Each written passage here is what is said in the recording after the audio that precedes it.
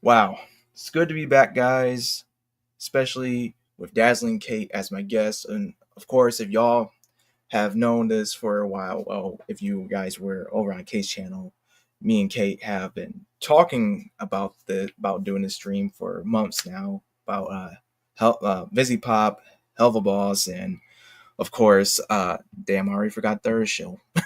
Because Hazbin I don't Hotel. care. I don't care.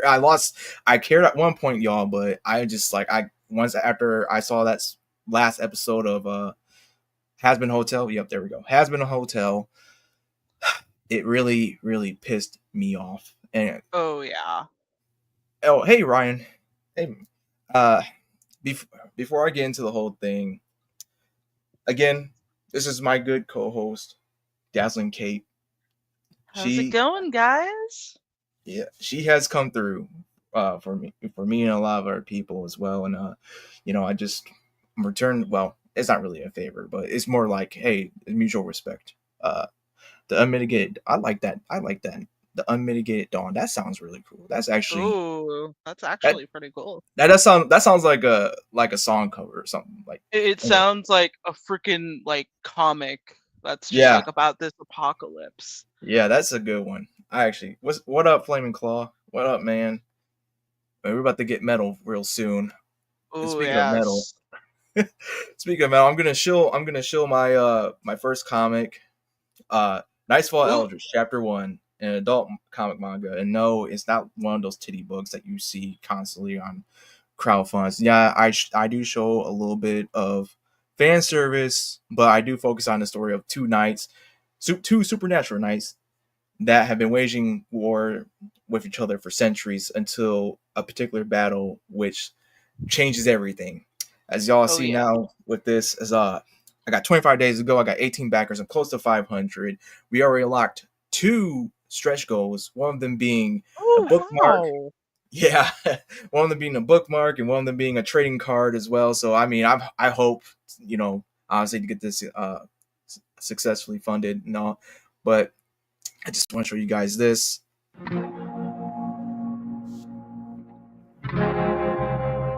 I love this trailer so much, y'all. I love this trailer. You'll see why.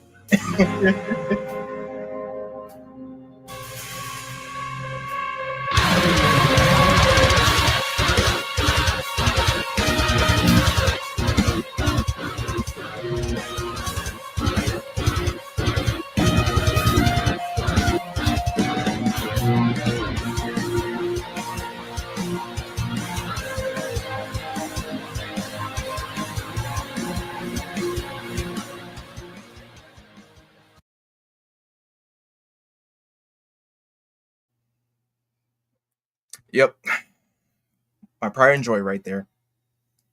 So I should have the Kickstarter campaign in the description for y'all if you want to just look into it and everything. Hopefully everything the issues have been resolved, because the images like right around this point they don't show for people, or they do show for people, and it's weird. I contacted Kickstarter about this, and I made some changes to the best of my ability. So if these pages aren't showing up, blame Kickstarter, because I don't know why this, but I just wanted to show the interior pages, the characters, the artwork, show it off. So you got the Prodder right here, got the Daemonite, got Gehenna, Zansakia, or Zen for short, and the Beastly Shepherd, which she's gonna be the main gal focusing on this first chapter. So we got the exclusive cover, only through Kickstarter. I'm not gonna be selling it anywhere if this crowdfund campaign is successful. Got the standard edition, got the 18 plus version of it right there. Carmen Steph's version of the Beastly Shepherd, which he did a nice job. Of course, got the lewd version of her. Then we got the prototype edition, which is one of my favorites, honestly. I love it. So here the stretch goes. We already surpassed $100 or $300. Again, that's the bookmark and trading card. Now when we get to 800, which is the next one, get a single print included with the physical purchase, in which I have something really nice planned for that one for y'all if we do get that. So go all the way up. I mean, go all the way up to 1,000. You get extra pages, digital and physical, and of course, at 2,000, you get my you get the PDF version of my first book, Gods and Goddesses, Children of Ragnarøkkr, which is also a dark fantasy. So, y'all, if you're like into Berserk, Evil Dead, Blood and Bloodborne, it's right up your alley. To be honest, that's what's the influences right there for this comic. So I can't wait to get this to to you guys and everything. So, man, oh man. All right, that's enough of the shilling. Oh, It's hey, still Jonah. impressive, you know. Oh yeah, LeMay. Hello. Are you going to talk about her stealing ideas and not giving? Really? I see. I didn't know that. I'm so new. Yeah, we can go into that. Like, I actually was watching a couple of videos and other dive into other articles and such. Like, it's hard to dig for this shit. So yeah, it does talk about why the pilot worked so well because she didn't write it. I'm not surprised because now that I'm thinking back to it, and I'm thinking back to the later episodes and stuff. It makes sense now because if she was writing it, oh, don't do it. Don't do it.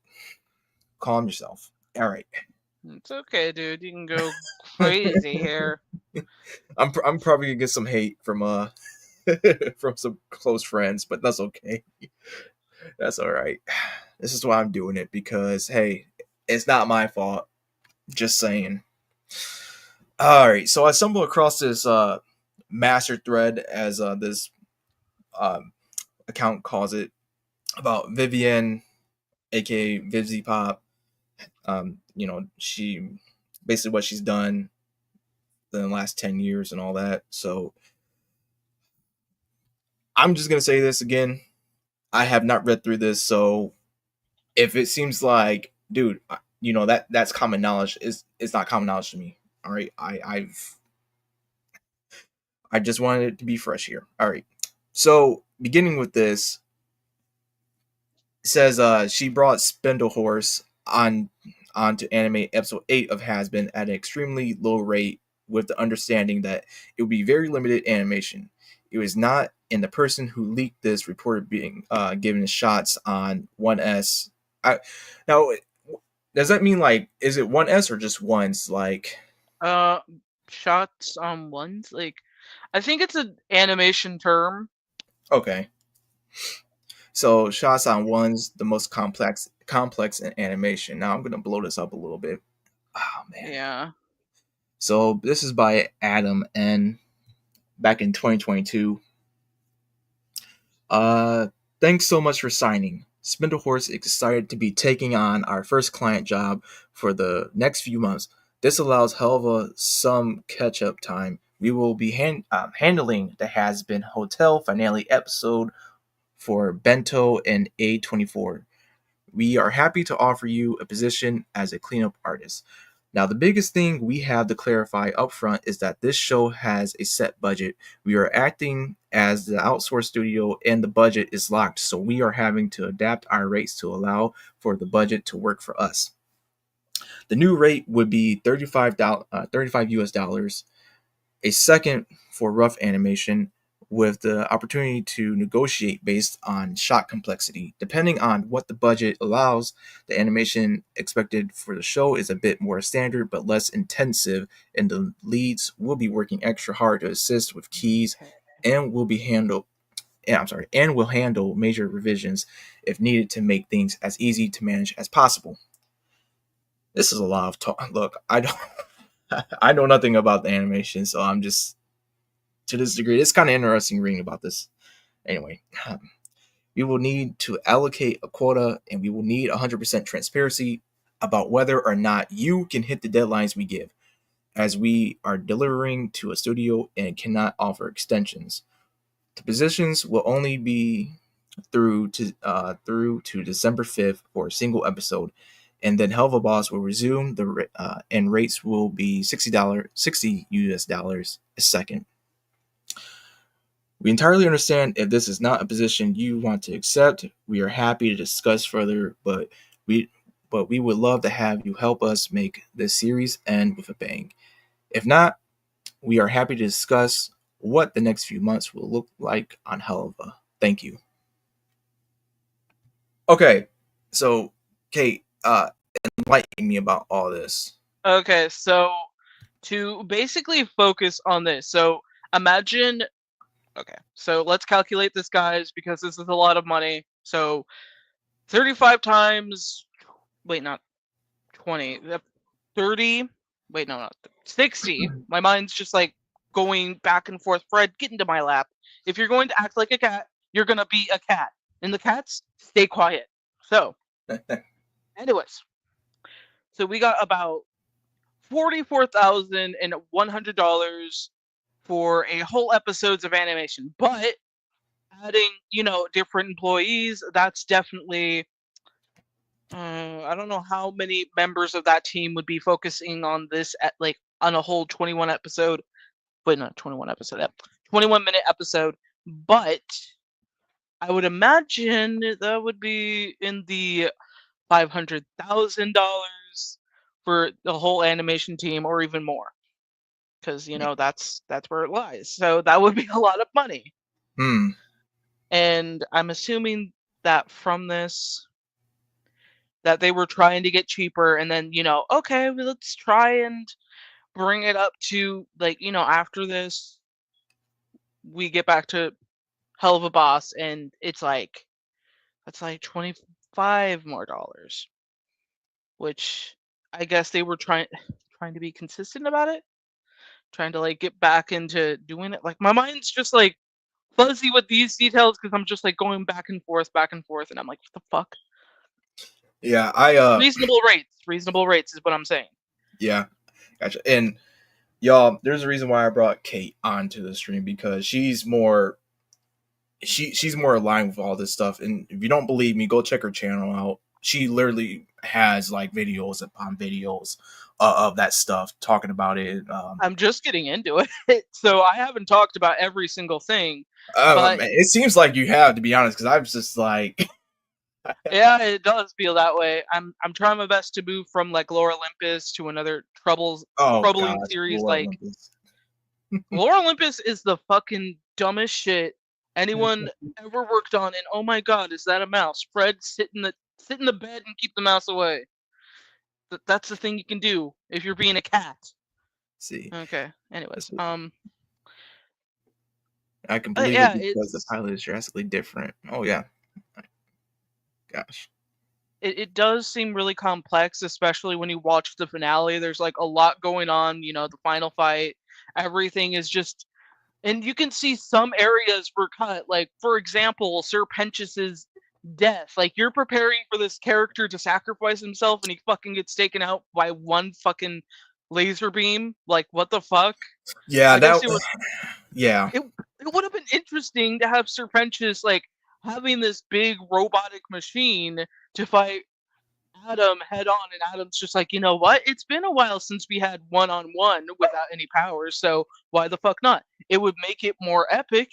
Hence, making it seem like even without their full power, they can still take out the freaking sinners without any, weapons, powers. They can do it hand-to-hand combat. Why the fuck? Yeah. That could have been really interesting. I'm still pissed off about that. I was really mad about the whole biblical rematch with Lucifer and Adam, and then the way how it just Lucifer's just clowning there's on a lot Adam. of other things there drawn in. It was anticlimactic and played for laughs. It was, yes. And it fucking sucked. Yeah. Sir Pentius deserved a lot more screen time since he is the first to be redeemed. It's just why didn't we just focus on Charlie actually doing exercises more with Sir Pentius and the other guests? Come on, please. No. I know we're just going into Vivzie stuff, but I cannot talk about Vivziepop without bringing in all the missed opportunities, all the Right. missed character connections, Yes. and all the story ideas that could have gone into making the characters more likable. I'm gonna be honest, I hate Vaggie and Charlie's relationship because there's nothing there to enjoy. Yeah, there's not. There, and I was wondering, and even then I was kind of like wondering what Vaggie's all about. And then when we get that revelation, it's like, She's only there to uplift Charlie, and that's it. And yeah, even then, it's they're like, both boring as fuck. yeah, I And I just, love Charlie, and that's crazy, you know? yeah. I think the best one so and I can think of is Angel Dust. He's the most fleshed out because Yeah. Vivziepop has a thing for gay guys and having fleshed out personalities and making sure that she gets those sweet, sweet mullahs of of gay characters. Even though you could easily just make them all fleshed out and treat them all the same and give them the same respect. No, we're just I gonna want focus on Adam to be Angel. more fleshed out. I want Adam Yes, to be more fleshed yes, out. yes. I will say that fucking 10,000 fucking no more than 10,000 fucking times. Because Adam, I feel like has a good reason to be pissed off with sinners. Like his Right. own son started it off. Mm-hmm. So why would he not be fucking pissed off that maybe, just maybe, he's pissed off that the fact that his son is one of the ones who fell from being a human to a sinner. Missed Granted, opportunity. they really should bring him in. Since they're gonna be bringing in Abel, they gotta bring in Cain. They gotta bring in I don't Cain. want to see that. I don't want to see because they're gonna mess up so bad. I know And already. it's so blasphemous too. I'll be honest. I'm not Christian or anything, but I do believe in Jesus Christ and God. But I mean, Yeah, I know it's kind of rich coming from me with the guy with the nun cat and his stuff. But yeah, that's I understandable. but it's just like at least I try to do my best to respect it in a way. But and there's a reason why. But it's just with hers, it's like it's too scattered. It's like can we Ooh. actually? Ooh, okay. Wait, hang Okay, on. Jonin said critically, I think they should have focused on Angel Dust, in my opinion, for the season, since he wanted to get better and save the end game battle for another season. Yes, they Yeah, should that's have what they should have waited done. for season 2 to do That's what that. they Then we should have could. done. It was so and it's crazy how we had that crazy jump skip from like wait. You mean Where did those it's been a months few go? months? It's 8 episodes, 6 months. Like what the fuck? You could have just made us wait for season 2 and then Almost. do the epic battle. Like you can do the monthly thing, like call one episode February, another episode like March, whatever the fuck. Like I know that's kind of stupid, but it seems like It it would would make work. sense. It would make sense. Like a countdown to that like one end game of the whole thing. That would be perfect, but they didn't. And they revamped her origin for the show. Vaggie was originally reincarnated like Angel Dust and Alistair, but they made her an Archangel, which threw me off when I watched the show. Yeah, I that didn't know is just that. I did not know that. yeah. Like they originally had Vaggie with Angel Dust, and here's the funny thing to me is that they both have very good chemistry with each other in the series. Like I'm not saying she's gonna kiss up to him, but like a interesting relationship dynamic. Yeah. And she did start off as Charlie's best friend, and that made more sense than her becoming her love interest. I feel like whenever people bring something to the table, and this is something I've noticed when I was watching some of these videos, people mention that due to the storyboards and such, like Vivian got too distracted by the idea of changing the dynamic between Charlie and Baggy. And I'm like, okay, there's a couple of things you should know. If we are going to have a confirmed love interest in the show, and like I understand things can change, but if we're going from like comic to show to to pilot to show, then we got to make things clear. We can't be just changing things in the middle of the process. And I get that we get plenty of good things, but when you compare it to the before and after, it just it doesn't settle well. It doesn't settle well. It feels like there was a step that was skipped just because they wanted the cuteness of a lesbian couple, and just so Vivziepop can say, "Well, I have a show dedicated to the gay relationships, and here's my lesbian relationships, and it's I like, do have a question. I do have a yeah, question. Why are all the gay? Well, why are all the homosexuals in hell? What does she mean by that? I guess she means that if you're gay, you're going to hell. Like, I mean, when you really think about it, when you think about it. Oh Okay. gosh. All right, so but seriously, Ooh. Ryan, so the actual source character from the Bible is more interesting than Hazbin. Yeah, yeah. Moss says hi. Flaming Claw says, I would have liked the show to be paced more. Each season should be leading to the fight with Adam, and each season focus on one character and fixing. Yeah, that's what it should have been. I Oh totally yeah. agree. I totally agree. Colin McKay. The pacing of Hazbin Hotel honestly feels like Netflix adaptation of the show instead of the real thing. Yeah. uh, oops, darn it. Unmitigated Dawn. I actually saw the original plans in Animax for season one, and it was more of a character-focused, grounded story set only in hell, barely any heaven. Oh, okay. See, now for Adam, he should have given more. He should have been given more development and screen time. If you want to see Adam done well in a short amount of time, look at record. Yeah, and that's the thing too. If he's going to be the big bad guy, why Oh the man, I want to go why into the it. f are we not focusing and hey, why don't we see clips from like when the Garden of Eden, like why don't we have Yeah, like a I little want to bit. get into that, but after we read the rest of these real quick. Yeah. Viv states HB was a male focus. Okay, whatever. I'm sorry, not you, Megan. I mean, what she's saying. Viv states HB was male focused and HH was female focused, which I said was BS because the intriguing characters are Alistair, Pentius, Mm-hmm. Husk, and Angel, not Vaggie, Charlie, and Carmilla. Yeah, exactly. Even the villains too. Even the villains like what's that? What the pimp's name? V or something like that. Anyway, I'm sorry. Okay, to be fair, with Viv, homophobes like Katie Killjoy are also in hell, and Serpentius is bisexual and still managed to go into heaven. So no, ain't technically the main reason there. No, I know it's just it's a little meme though. I've been seeing Yeah. around. Okay. So I do want to talk a little bit more about Adam because, oh my gosh, there's a couple of things I just want to say that could have made the character development really good. And what pissed me off was the sneak peek for like season two when they were like, well, it wasn't a sneak peek, it was the leak.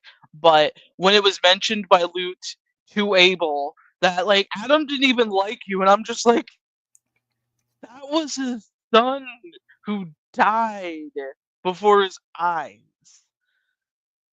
You're telling me he's gonna be like, yeah, fuck you. You kind of deserved it. And it's like, no, if there was actual development, there could have been something brought there that would make it more focused on that element, and we could have those flashbacks of Adam in Eden and how he became, the first man and getting married and having the kids and dealing with the death of one of his kids. That would be something to explore upon that would give us a reason for why Adam hates the sinners. That's a perfectly good reason. It gives character development, it fleshes everything out, it gets straight to the point. But no, we're just supposed to be like, well, he's a sexist piece of shit. That's great, I yeah, guess. yeah, that was although the reason why I called her Vaggie was because I was just like, really, dude. I'm like, this is the writing. This is the writing right Yeah, here. and then her trying to correct Sir Penches of her name being like, "Oh yeah, it's not Vagatha. That's better than being called you know what." Yeah. Stupid fucking idiot characters. Ugh. But yeah, let's continue with this whole list of things. I can't wait Yeah, to because be it's pissed off. just let's see, continue on with the thread. And yes, this is confirmed. It was also confirmed that Spindlehorse pays certain favored employees a wage of about 1,000 a week to keep them from wandering, while others receive much lower rate. The Wow. fuck? Okay, no, no, no. Okay. Hold on, hold on, hold on, hold on, hold on, hold on, hold on, hold on. Okay. Are I these will. are these artists or animated, whatever they are they like really really good, or is it because hey, if you do me a certain favor under desk, you get 1,000 a week? Yeah, I think Is it? there's a lot of standards though for what they mentioned in some of these articles about the workplace conditions and how a lot of them who were favored were like, they were more respected and the others who weren't. Like I even heard that like, with if some of them are like trans or non-binary, like whichever they identified as, Vivziepop would always like disrespect them by using their former name and former gender. And I'm like, okay, first of all, these people, these are the people who work for you. These are Wow. doing the work for you, and you're going around here thinking, well, they don't like they're not following every order, so I'm just gonna call them by their dead name. Like, you know how many like I have plenty of friends who are part of that community, and the one fucking thing every boss, every friend, every associated who knows them knows not to go into the identifying them wrong, and it's crazy because like the original person who wrote the pilot is was disrespected like that, and it pisses me off. It pisses me off because it's like, how do you how do you advocate for this shit, but then you go around disrespecting these people? Like, what the fuck? Yeah, I couldn't imagine that. We're getting that's some fizz levels right there. That's I can uh anyway. Hmm. Getting on to this. Gosh. Some indie damn it. Oop, sorry about Some, that. some indie productions offer lower rates because they're pouring every last penny they have into the project and do so until they can afford to pay a living wage. This isn't the case with Vivian, who in late May treated herself to a taxidermy peacock shopping spree. What the hell? Let's take a look at those peacocks because this is fucking ridiculous, guys. A Let's taxidermy peacock shopping spree. What is okay? All right. So this is God. What in the heck, dude? So you got people commenting saying beautiful pieces. Where the f you gonna put that? And then people just this. But she puts in this post says, "Remember when I said I was stressed? Today was fun." Then wow. so she can get two $3,000 plus peacocks, but she can't, use that money to pay for these animators and other people associated with their teams. And I guess I know that they get paid still, but and I know she gets money from, all her merchandise sales, which it's kind of annoying. It's kind of annoying seeing how many people are just like, well, she can do what she pleases. It's just like it's not that bad. But it is that bad because it shows off how much of a dick she is. Like, oh, look at me, I'm buying my $3,000+ bullshit stuff. Like that would be like me deciding to go to a convention and buying the most expensive thing there and just being like posting it onto like fucking Twitter and shit and being all like, hey guys, I was so overwhelmed and I bought these stupid like looking haunted clown dolls. Like, is that cool or what? I mean, Yeah, great, be cool. yeah, and I this is interesting right here. Flaming Claw. Funny to think about. I was at the recent convention with her there in New Orleans, and not surprising, she looked cold versus the actors. She didn't really smile, while the others were actually happy.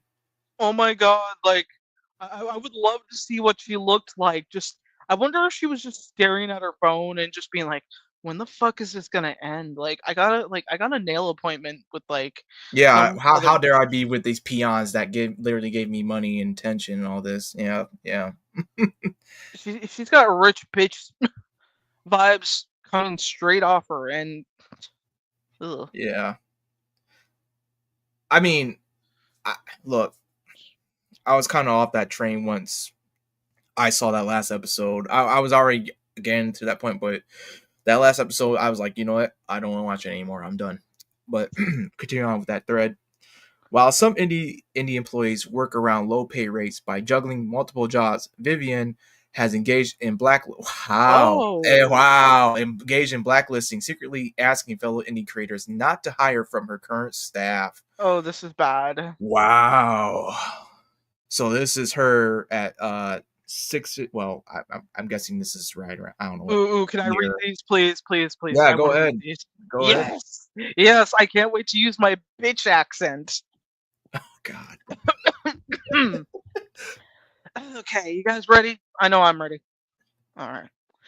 I don't want to wait. I don't want to cause a sit. I have no control over my crew applying other places. Like, what the fuck? Over my crew applying other places. Girl, if you're gonna send a fucking message, autocorrect, spelling correct. Come on, come on. Okay. But we know a bunch of our team is joining blank. I'm hurt because they are going to be doubling work just as we started the episode. I'm legit the most proud of. I wonder which episode that was. Tell me. Anyways, my supervisor wants to let go of everyone doing both, and my gut says that's a lot of people. Can you try to hire outside of my current crew? Please. I know it's a big ask. It's just already hard enough to keep everyone on track and hitting deadlines. I just wish they tell me they do before. Well, I don't know what the fuck that is. Okay, wait, that. Okay. I want to let you know around the time you applied to work on. Wait. Oh, wait. It's a normal person. Never mind. I can't use my bitch accent anymore. Fuck. All right. Okay. Go ahead. All right. So blank. I want to let you know around the time you applied to work on blank, Viv immediately reached out and called me to implore me not to hire you. She cited you being mentally unstable The as fuck? as a reason. Wow. I played it off, but it was extremely gross. I also didn't believe it, but I thought you should know since she probably hasn't just said that to me alone. Blank, you deserve better than that. This is by Aaron Frost. Again, it's not me doxing people, it's literally right here. Uh I'm just so glad it's they true. blocked out those names that told that because that would be one hell of a time just dealing with Vivziepop, like popping into your fucking email or like phone number and being like, "How dare he? Do you know who I am?" She seems like the type to do that. Are you mentally unstable? How dare you? Gosh. Aaron Frost, so it's true. She really did destroy my career. What? What? It's like this person expected it. I'm still giving her so much power over me, I guess. I just didn't think I registered on her radar at all. Finding out she intentionally sabotaged me is just wow. From blank, she's been going around telling people that I'm blank. So know the feeling. Aaron Frost. Yeah, Slender seems to be her mo. She really enjoyed as talking to other creators. I believe it. Oh man, oh gosh. Oh, let's see the comments real quick. I want to see the comments. Let me see. All right. Where do we stop at? Like, I'm trying to get to the point where we started reading. All right. Okay, so Here we go. we Hang can on. start at like 10. Oh, Yellow guy. Hey yo, everybody. Hey, yellow guy. All right, now here we go. Everyone can smell the vibe of Trust Fund Baby off of it. oh yeah, that's the vibe. Joan and Level Fox, Sean Schimmel. I hope I pronounced that right. In a nutshell, with the convention thing. Uh, who knows Oliver and Company? I do. I don't know anything about that, sir. Oliver and Company. Yeah, that's a really good movie. Wait. So I'm gonna go up a little bit. Johnny Uh-huh. was asking why is she buying that, and I'm like, I don't know. Like, who buys giant like peacocks? Like, it's one thing if you buy one piece of whatever bullshit, but buying two of them and then posting them online to show off how rich you are just kind of comes off as like, I don't know, trying to show, oh, I got money and you don't. Like, girl, focus on just posting your merchandise shit. Why peacocks of all things, though? She's probably wanting to inspire her next creation. That could be like I don't know, Blitzen Stolas's long Oh God, lost please fucking no. son. I don't know. Oh please Do no. I look like I'm Vivziepop? No, I don't. If I was, you know what I would do first? I would give all the employees a raise and promote someone else as supervisor and Yeah, keep I'll make sure myself that away from the writer's room. I'll make sure that I won't lose good animators and artists to my competitors by making sure that I'm paying them well or reasonably. And treating them well with respect because, oh my gosh, the horror stories. Like, how do you fuck up this badly to leave a whole trail of like people saying, like, don't work with Vivziepop, she's a bitch, she disrespects you, that kind of thing. And I Yeah. know some people will come at me and be like, Dazzling Kate, you don't know anything about her. She's put her heart and soul into working with this. Like, bullshit, girl. Or dude, or anyone in between. Bullshit. If she was really doing that, she would focus more on making sure that her Helluva boss story, because she has more control over that than she would with Hazbin Hotel. Granted, she does still have somewhat control, but writing wise, she would be putting everything in it, and she fucking isn't. Yeah, flaming call. Richard, which I'm trying my best, man. Richard brought her a picture someone made because he was genuinely happy to get it from a fan, and she looked like she dismissed it quick. What Wow, the fuck? dude. Just Wow. imagine you're like one of the actors or like somebody who works for this, and it's just like, oh, this is cool. This like fan drew me this. That's so awesome. Like, hey, Vivziepop, look, it's like an awesome piece of fan art. Do you like it? How dare you put that in my presence? We all know I'm the only artist here. Oh, That's probably something she said. what she wanted to say, but spill the tea, Kate. Kate's voice basically sounds exactly like Viv's real. Wow. Hey, Kate, hey, Kate, you sure you're not Viv in disguise? No, I'm just kidding. Just kidding. If I was, I wouldn't have vet bills. I wouldn't have house bills. I could just go out and buy me some fucking, I don't know, some dead stuffed wolves. I love wolves, but then again, that's kind of cruel. Actually, I wouldn't do that. I would donate half the money I make to like zoos and stuff. Like that's where the money would go. I'm sorry, and dog shelters, dog shelters. The last thing I'm thinking about is buying a fucking stuffed animal, like from an actual animal. Yeah, taxidermy. So Taxidermy. Like, it's an interesting hobby, just not for me. I won't attack anyone who does it, but it's just like, why do you need two of them? Where are you gonna put them? What does your fucking house look like, Vivzy? I'm curious. Like, she should do a house tour, then we can like break down what her entire mental state is based off of like whether or not she puts honey on her fucking toast. I don't know. uh, hey, we're glad that you're here, nature. Hey, I'm just look. I saw this. It just stumbled upon my X account, and I wasn't even trying to look for it. It just stumbled. And I was like, ooh, this is actually what me and Kate actually were talking about trying to do a few months Ooh, back. your Now, icon is giving me Lavender Town vibes, girl. Or dude. let's see. For real, actually, Munich Sykes is better than Valentino and Crimson. Unmitigated Dawn. I personally don't like Aaron Frost because she's sorry, man. I need some water, y'all. Because she's thrown other employees under the bus, and is overall unpleasant person. But she's definitely the lesser of two evils between her and Viv. I have got to figure out who Yeah, the I hell don't know the is. full staff and such. I just know that basically there's some employees that do not, like, some have stopped working in the animation industry. Some moved on. Some try to not meddle with Vivziepop because they know if they do, they're gonna get into like fucking like drama and shit. So it's like Oh, whatever. I'll do it. I do it in a heartbeat. Free advertisement. Free Free advertisement. advertising. Got if you're not making foes, you're not doing business right now. Okay. I'm kidding. I just I kind of got that little bit of a Okay. mean streak in me a little bit, just a little bit. All Uh, right. hang on. Ooh. Like You people want me to care read it? more. Oh, okay, okay. Go I ahead. was just asking in case you need to take a water break. No, you got this. Actually, All right. because I need that water break right now. Go grab your water, dude. I'll go through the comments and I'll let you know how many I've went through. Alrighty, guys, let me say.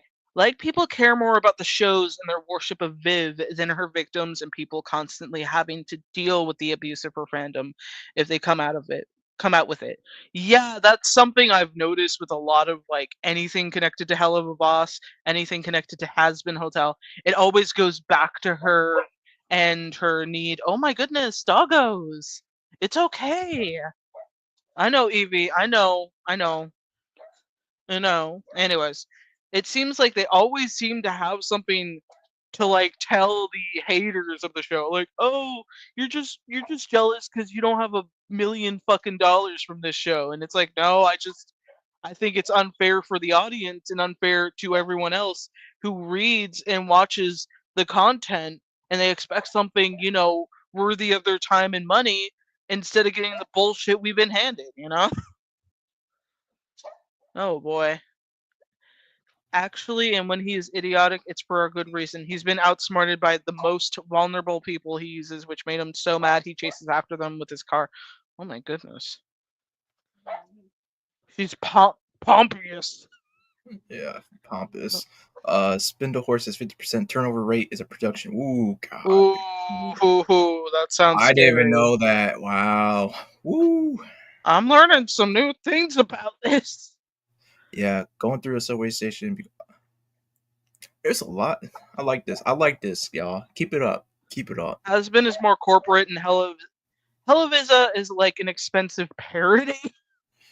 That's gonna be a lot of money. Like, I was more imagine, into. I'm sorry. I was more into kind of like the hell of a boss too, a little bit, yeah. but I just, dude, I don't know. I want to like it, but at the same time, it's just like it's not. I don't think it's as bad as Hazbin Hotel, but it from the last time I watched it.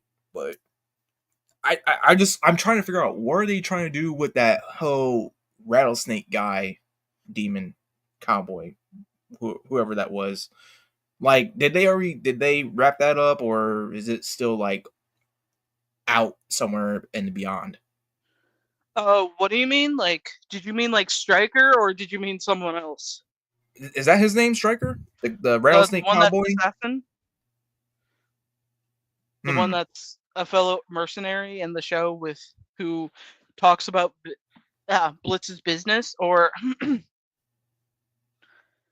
I just know it was the episode where it was Moxie and the other guy, and they went to go visit her parents and oh yeah, that's Striker.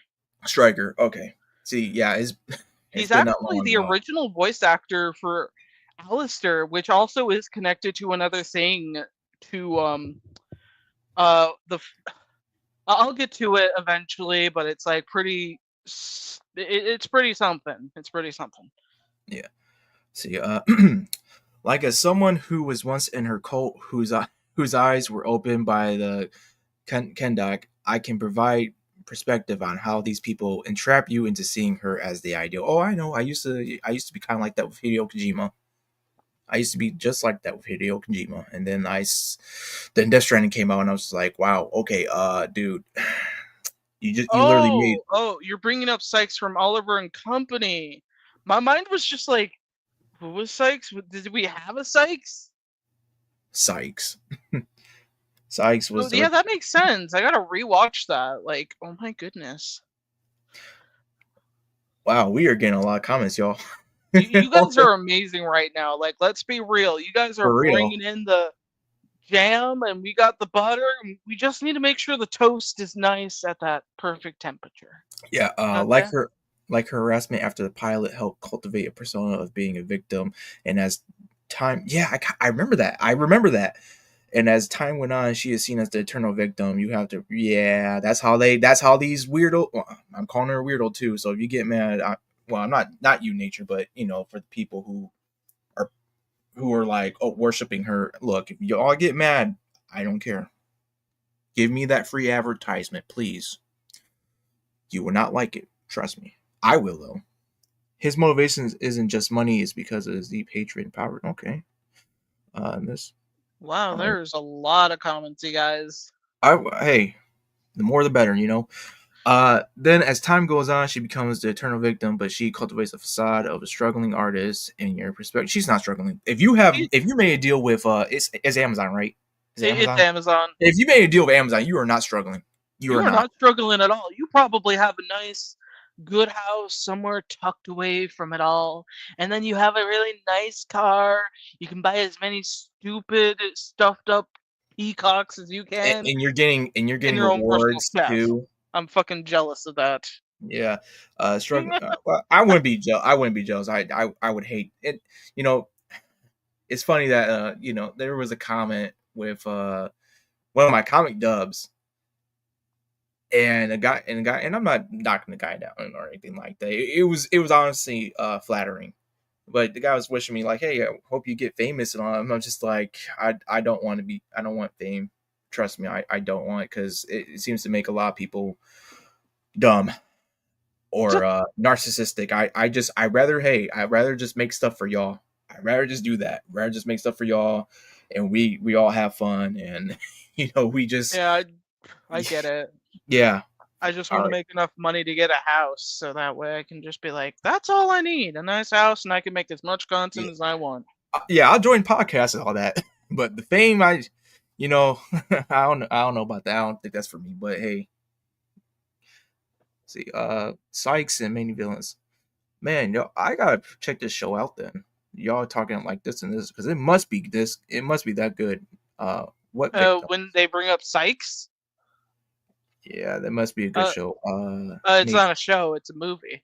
Oh, it's a movie. Okay. It's an animated movie. Oh, right. See, It's like Disney, like it must be Disney's movie because that's the only Sykes I can really think of that's connected to a oh, mobster. never mind then. I'm not doing anything with Disney too. It's an old Disney movie, not a current one. Oh, okay. Just watching. All right. Nature. Then her, then her most notorious stands earn high prestige in the fandom and control the narrative. Like laugh my ass off. Look, oh, I cursed. Took over the Helluva and Hazbin subreddits at some point, and he controls the narrative, pointing himself as unbiased when he is. Okay. Wow. Then he portrays people with legitimate issues as haters or abusers, while Vizzy is an innocent soul. Damn it, Thumbelina, why did you drop the bowl? Striker is alive. And I was horrified to see after the Kendok people being blind. You know what? I'm gonna. He was in that trial episode not too long ago. Or deny everyone who Wow. hates Viv is the devil. I wonder how much this What? smells. It's been a Wow, while. I didn't realize all this Oh was going fuck, it's been a on. while. Holy cow! I didn't realize. Okay, we gotta get back into this. Wow. Yeah, we do.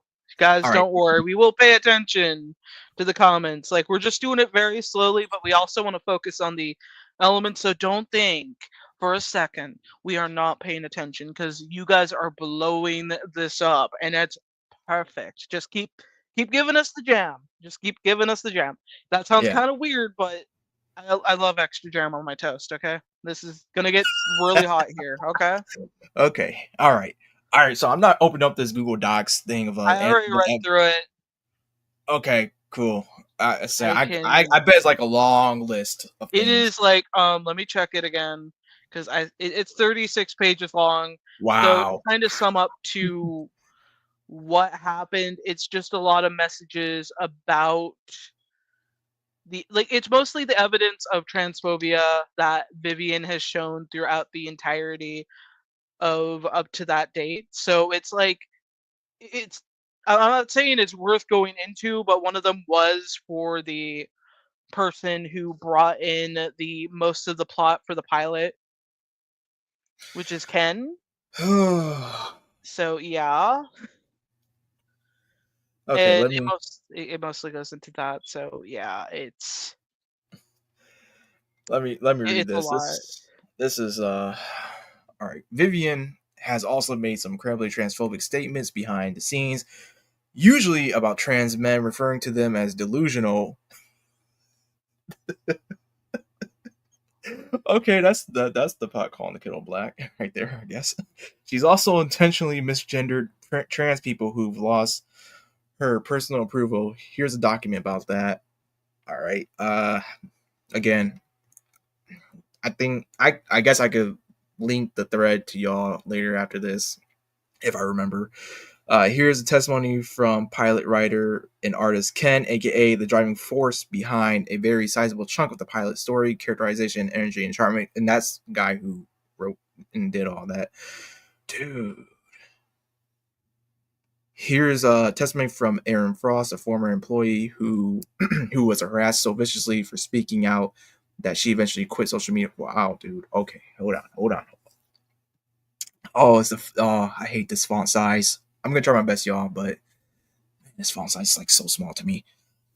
Maybe I'll get back to working on indie projects one day, but Spindle Horse was just such a toxic experience. I'm not sure that will be anytime soon.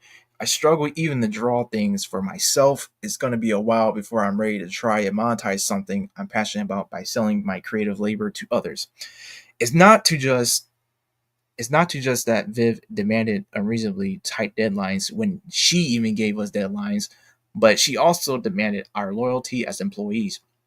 We weren't allowed to speak positively about other shows, especially what the fuck? They couldn't talk about it. Like from what I've watched from others' videos, it was like a taboo topic. You could not mention specific indie projects in front of She's her. envious. She's really envious. Like, girl, you wouldn't have this problem if you just had a little bit of confidence, a little bit of a backbone, and a little bit of no bitching, okay? Uh, especially not other indie projects. We weren't. Oh please! Oh man, this is okay. We weren't really allowed to work on other indie projects either. It was frowned on. Okay, but we can't be.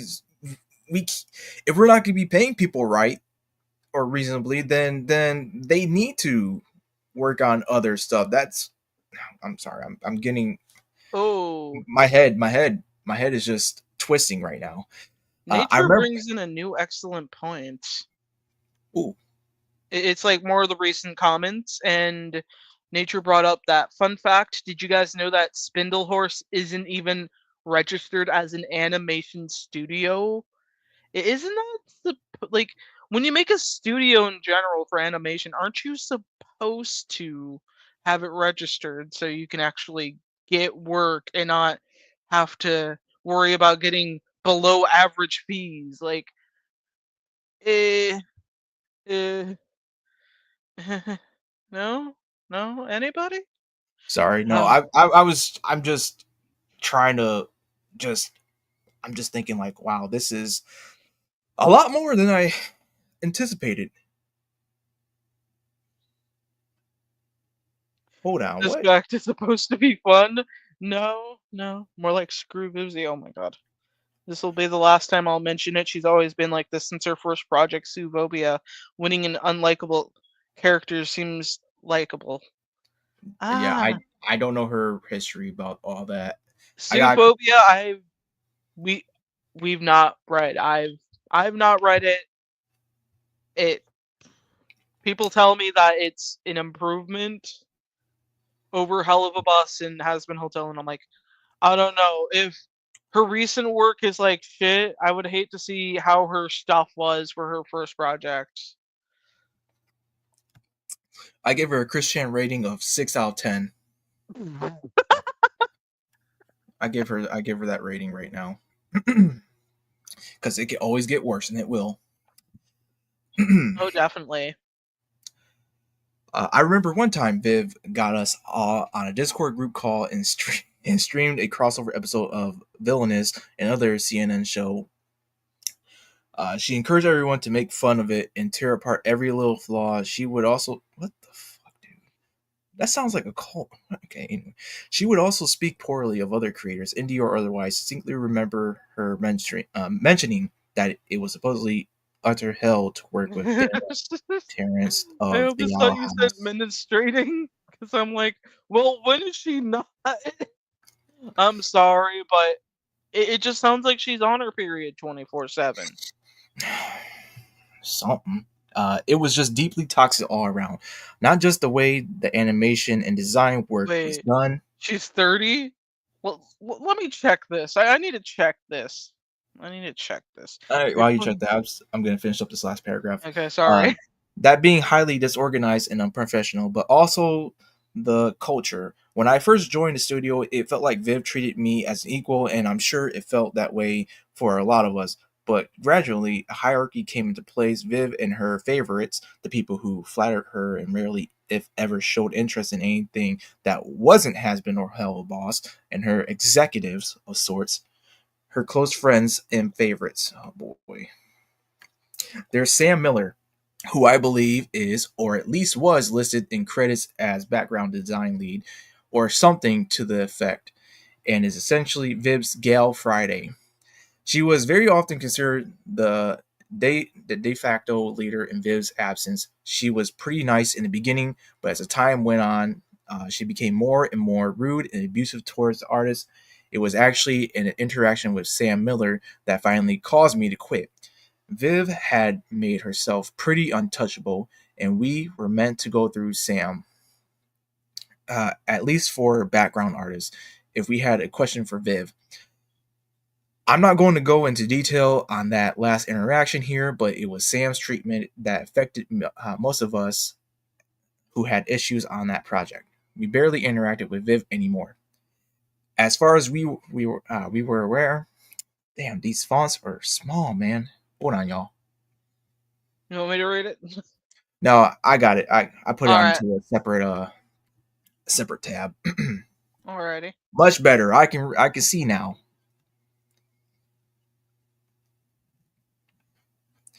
As far as we were aware, she was spending more and more time rubbing elbows with the increasingly expensive voice talent. That's likely where most of the budget goes. Are you sure about that? Merchandising and paying for name brand voice talent like Norman Reedus. Yeah, I can imagine.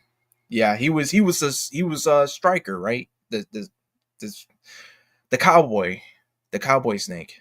Yeah.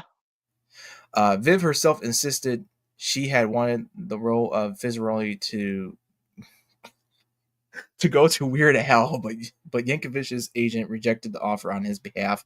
I can't imagine he comes cheap.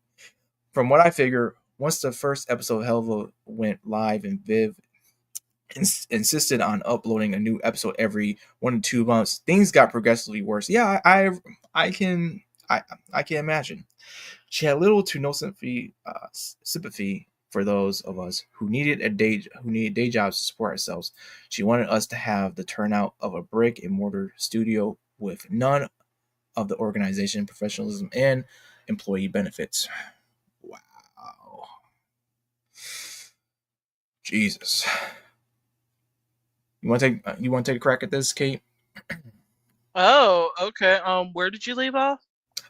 This is the new one that I just pulled up. Okay, the new one. It's that's how I describe working for Riz crushing. Let me just see which one that is. The fucking shit on a stick. Sorry, just trying to find which one it was. Okay, damn fucking Cheetos. No, Cheetos do not come after me. I swear all the time. I swear, but yeah. So which line did you leave off, or is this the new one? Yeah, that's the new one. Okay, I didn't read that one yet. okay. That's how I described. Wait, that's how I describe working for Viv. Crushing. Oh boy, that doesn't sound fun. That sounds like the opposite of fun. That sounds like I gotta fucking watch my back before this bitch brings up a fucking ruler and hitting me in the head with it. Ugh. But okay, I looked I looked up to her. That's why I applied to the show. I was one of the people who defended her when people tried to call her toxic. And then the reality of it was that Viv uses people who admire her to her advantage. It's why she hires fans. She knows we're desperate for her approval. She knows she can get away with pretty much whatever she wants. After I left Spindlehorse, I tried salvaging my career, but I was just too exhausted. I'm still feeling the burnout, and at times it can feel like might never get my art back. I know I will, but as someone who struggled with mental illness even before working on Helluva, it kind of just wrecked me to have finally made it with my animation career, only for it to abruptly blow up in my face because if someone I had looked up to. Oh, because of someone I had looked up to. Damn. Like, just imagine that getting the fucking rug pulled from under you by someone you admired, and then they're just like, you know what? Fuck you. You're fired, bitch. Bye. And you're just sitting there like, I've lost everything, but I think I'm kind of getting my senses back. But okay, let me continue. I know I'm not the only one who left feeling this way. Another friend of mine struggled to get work after leaving Spindle because Viv allegedly threatened other creators not to hire her artists. I can't verify this myself, so you're just going to have to decide for yourself if you believe that one. Personally, I do. While speaking about Viv with the producer of other indie works and who now works for Bento Box, describing a time she met Viv at a convention. As she recalls it, Viv seemed to find the idea of investing in her artists and their careers pointless and laughable. I genuinely feel used, and that we were all used. It's been over a year since I quit, so I don't know how things. So I don't know if things have changed or improved. I highly doubt it, though. That was tough to read because I'm just imagining someone who's like, they put their time into working for their favorite artist, their favorite creator, and the next thing you know, she decides to, let you go, fire your ass, kick you out, and you're just like, what the fuck just happened? What? That must be emotionally and mentally draining there. And like with a job in general of having that happen, times that several times. Sorry, with the mic. Times that several fucking times with someone you look up to. I think I would actually be a fucking mess. Like, I would not be speaking to people after that. I would be like a whole closed in person completely. Because that sounds very hard to go through. Ugh. It's it's a mess. Oh my gosh. All right. By Aaron Frost art. Hey, been pretty quiet for a while because work on Helluva Boss effed up my mental health so badly. I've given up on animation entirely and haven't been able to draw for the last year or so since I quit. Vivziepop is an awful human being. Yikes. Oh yeah, let's proceed. Oh damn it! It keeps pulling me down. Oh, Vivian has referred to Kyra, the creator of Chicken Nugget, as a batshit C word. I'm not saying that, okay, guys, because YouTube and I honestly, that's a stupid word to use. Don't use that word, guys. And claimed that I could destroy her. So she, wait, wasn't Chicken Nugget that like I gotta remember that real quick. I never heard of chicken. I never heard of Oh, chicken that nugget. one. Okay, I love that. I love that. I love this creator. Like mostly they're cutesy animal. Like I mostly found them on like TikTok. They were adorable to stare at because it's like cute, simple, easy to watch on the eyes. So that's interesting. I want to read this. I want to read this real quick. All right. Okay, because I really need to use my Vivian voice. Oh god. I'll spare your ears if you don't want to hear this, guys. But okay. Also, I hope this doesn't sound petty or assholeish at all, FF, but FF. Do people say FF? Like, what the fuck does FF mean? Like, I I don't I wish know. I Like, knew. anyone in the comments want to explain to me what FF or FFF means? That would mean that would mean a lot to me because I'm an old lady in a younger person's body, so I have no clue how this shit works. So, excuse my old ladiness, okay, kids? Okay, okay. Triple F. But all right. I found out Kyra is now full time animating for BuzzFeed. And, wait. And I laughed because I felt that it was fitting. I was keeping that pettiness to myself. I'm happy she got a job. I just thought that, I just thought where was funny. But bitch, why are you fucking laughing, girl? Why are you laughing? Like, she got a job, so fucking what? Like, okay, fine. I just found out, ha ha ha, but nah, like BuzzFeed is just it's got some cute little segments, but it's only a little about shit like TMZ and like clickbait stuff, and they're super fake. Says someone who also is. Uh-huh. You keep explaining that to yourself, Bibsy, okay? Okay. So I felt it was a fitting place for someone like Kyra. Very like man fearing, wanting to be the victim type place, which is who she is. Girl, look in a fucking mirror, please. Look at a fucking mirror.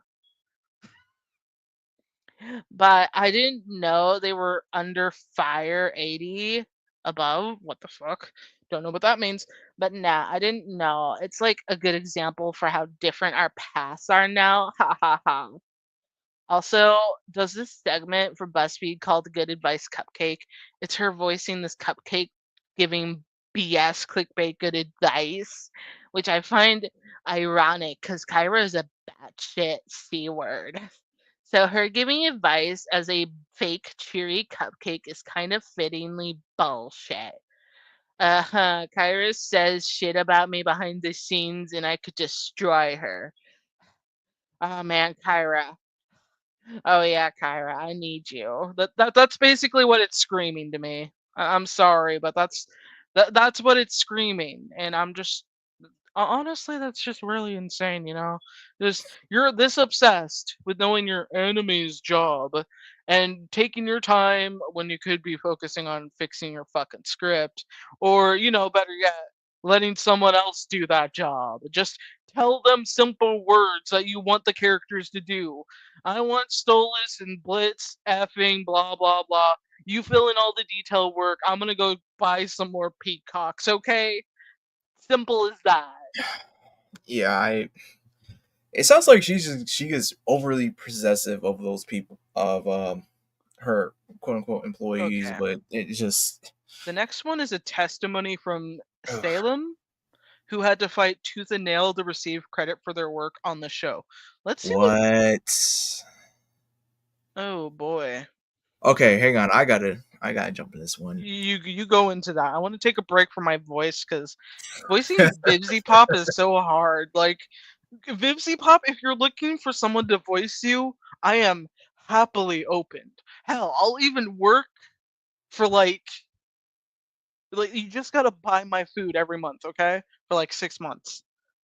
I Jealous, prefer, all these meal choices. Well, meal jealous pets plans. energy. Jealous. She Yeah. sounds like they were dating, and then she's just like, "Well, it looks like my boyfriend is working at McDonald's. Serves him right." Ugh. See, what's funny is that you're not wrong. She is making dumb Disney villains rather than her own Joker or Darkseid. Someone worthy of being a villain. Uh, Yeah, gosh. they're just really ridiculous. All right. From Salem.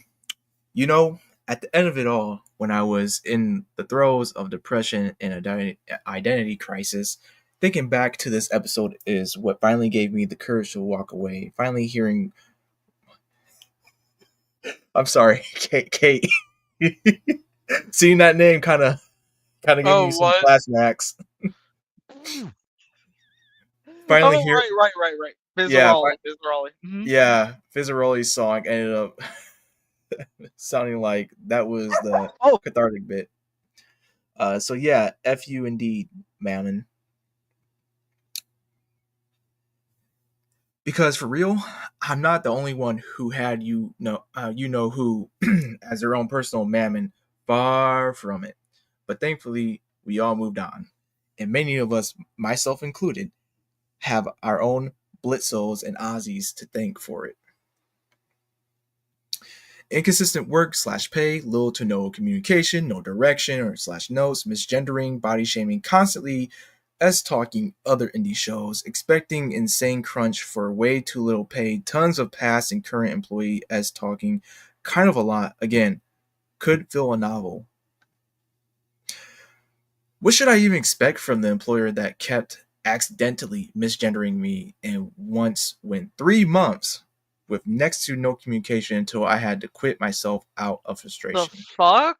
3 fucking months? You're telling me like Vivzie must be like having a shit ton Wow. of employees, and she just probably just sits there and is like, "Well, I gotta make sure they quit themselves, like so that way I don't actually have it be fired because they quit, but I also don't want to deal with the other bullshit if they don't quit. That Maybe sounds if I like just God. That sounds like what the Japanese would do, whereas that they don't want to tell that person to quit, so they'll literally basically kind of like shun them into quitting. That's what it sounds like to me. Like she's trying to take a tactic, like a tactic from them or something. Like what? yeah, that just sounds super stupid. Can you block thousands of people in their alt constant? Oh God, it's a lot. Can you block So I thousands? am genuinely worried though if you guys leave the stream up though, because if Stan finds it, the harassment would be hell. Oh, bring it on, Susan! Come on, Yeah, Susan! I again, it's not the first time going against these weirdos. Yeah, just give you a little bit of D Rhino lore, just a little bit. A year ago, well, it'd be what, 2 years now. Yeah. I made a video criticizing Spider-Man 2, Marvel Spider-Man 2, and everyone and their mother got upset with me and were saying, "How can you say it's a horrible bad game? We haven't played it." And like, I don't need to play a bad product to know that it's bad. I've seen the writing. The writing is not good. Spider-Man 2018 is much better, but of course, of course, they were attacking Trey as well, and only come to find out when the Game Awards came, they're like, "Oh, no nominations, no awards, nothing, not even mentions." But yeah, I don't know what I'm talking about when it comes to stuff like that. Anyway, Uh, moral of the story is that we live in the internet age, so we're always gonna have People are those gonna come at we're you. always gonna have those people who like to criticize and all. Especially there'll be a lot of hypocrisy. So this ain't nothing new. I've been dealing with this for a good while now. But thank you Oh, for your it's concern. fine. Oh, the Spider-Man stands are nothing compared to the Vivzie stands, and I've survived the Ultron fandom. Oh, Voltron. Voltron. Oh, Oh wow, Voltron. I Oh, remember that. Everyone and their mom was well, mostly girls were obsessed with these hot guys and shit, and I didn't see the appeal. Like, I just never got into it. Never, which is fine. But holy shit, were there fans like popping in and out and being all like crazy? So I believe that. I believe that.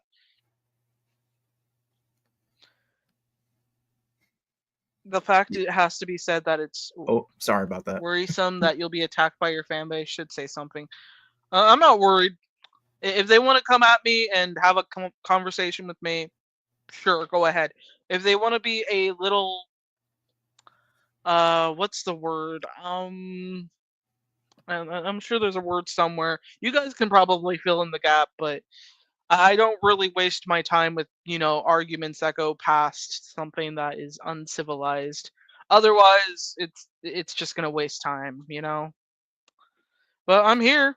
I'm here if you want to have a pleasant conversation or a I'm normal not really gonna have a discussion. conversation. But If you're gonna be straight up crazy from the get go, I already know the outcome. I'm not gonna have no conversation. I'll keep it straight as yeah. that.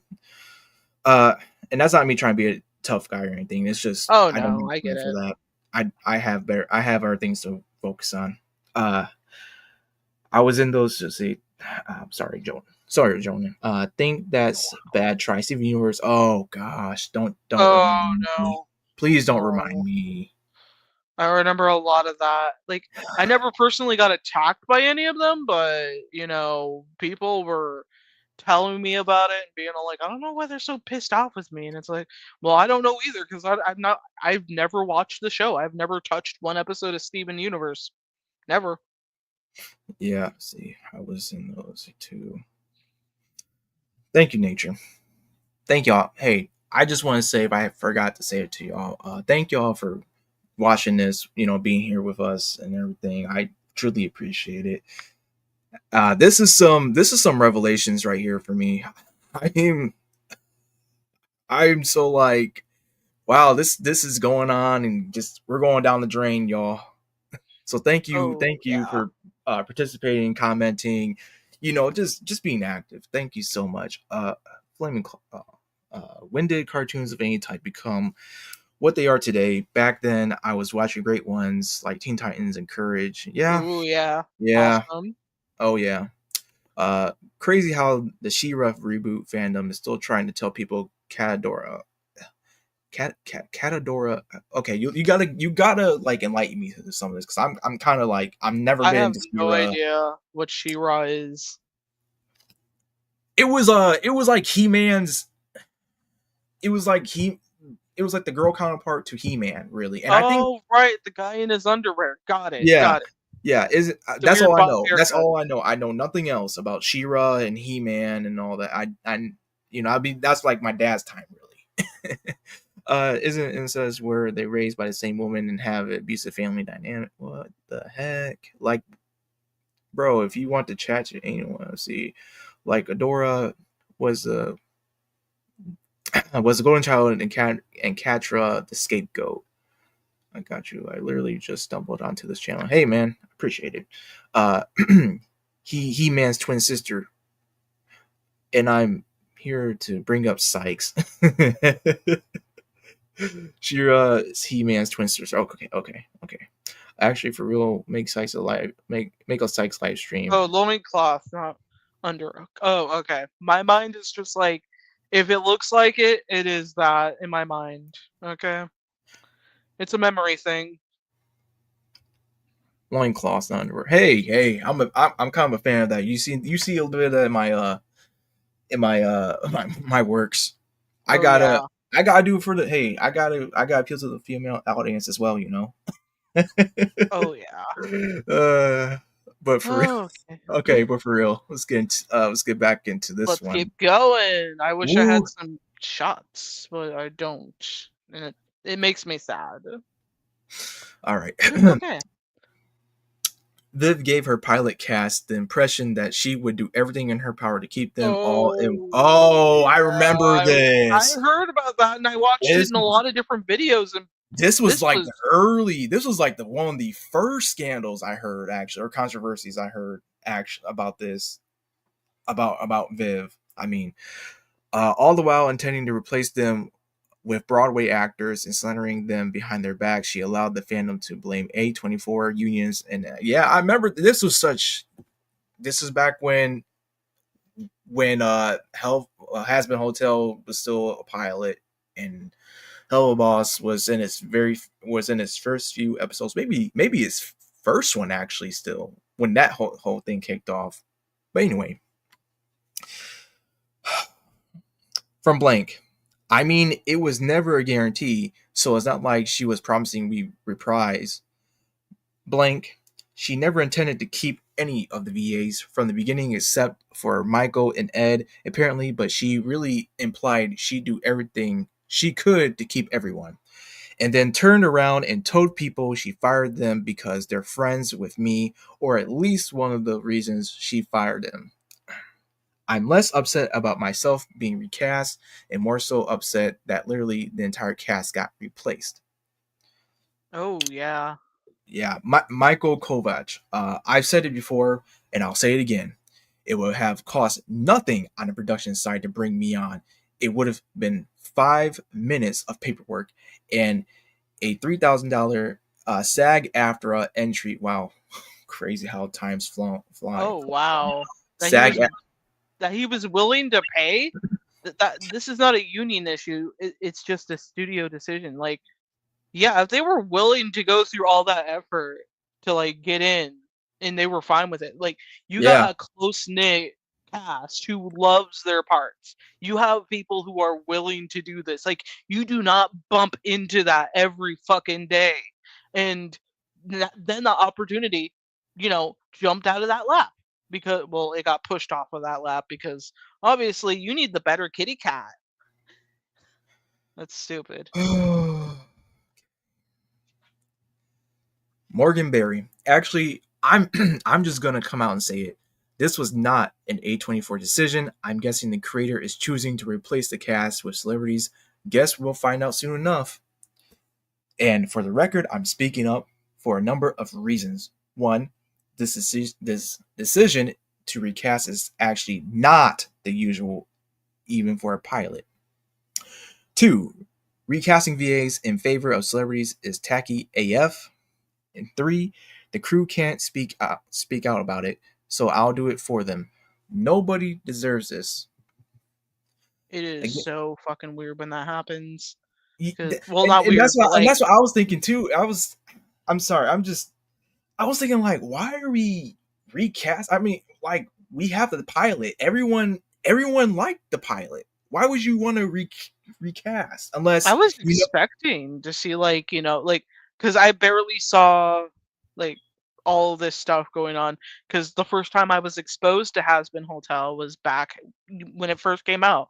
I Right, saw a cute animated adult show, and I was like, "Oh, cool! This could be like, animated Disney kind of thing that could do better than Disney now does." So why not? Watched it, enjoyed it when I first finished it, and then I was questioning everything afterwards. And then learning about the pilot, I had to watch that, and I was like, damn, it just there's so much downgrades when you compare a lot of the concepts to the pilot to the now show. yeah, that I didn't want to. I mean, it's true. I didn't want to acknowledge it, but that's just me trying to just trying to delay the inevitable. But Ooh, the no, next part goes into one of the other things that wanted to ooh, can I like go yeah. into the Let reading me the next finish this part? one up. Yeah, Ooh, let me oh finish yeah. this one up. Again, you can choose to believe me or not. I know many of the people involved in this project. I won't throw their names under the bus either way. Show some love to the original cast and crew. They are all equally disappointed with the changes. Yeah, I was too. A lot of the fans were. Yeah, it's so disappointing when that shit happens, Like, can't you just do everything in your power? Oh, I tried, but Is this person's fault? Is this company's fault? Is this agency's fault? yeah, it wasn't my fault. I tried everything, guys. Like, that's a bullshit excuse, Like, if you're pissed off with someone, go ahead, be pissed off with them. But that shouldn't stop everyone else from being able to enjoy their parts of what they play in the show. Especially when they brought her to that place to begin with. But okay, I'll start with reading this. The pilot cast was not invited to the series premiere. Oh my gosh, just imagine. What? You're not What? even going to be a guest at something you helped to build? You just decide to shove these, actors and creators away because you didn't want to deal with them and you didn't want to see their face or whatever bullshit drama. But they deserve to get recognition. Anyways, and Ed Bosco did not appear in Thank You and Good Night. The pilot's cast goodbye to the fan base as it would have threatened his job. Make of this what you will. So let me Wow. read what Black Griffin wrote. Hello, everyone. I've seen a lot of the same questions repeated in the comments, so I figured I'd answer some of them here. Question: why were you all recast? Answer: there's been a lot of speculation that we couldn't join the union, we can't sing, or Amazon Flash A24 forced the rehire. The simple answer is that Viv always wanted a Broadway cast, and when the show got picked up, she had the opportunity to get it. That's show business, baby. No hard feelings. And of course, I would be pissed as oh fuck, Thumbelini.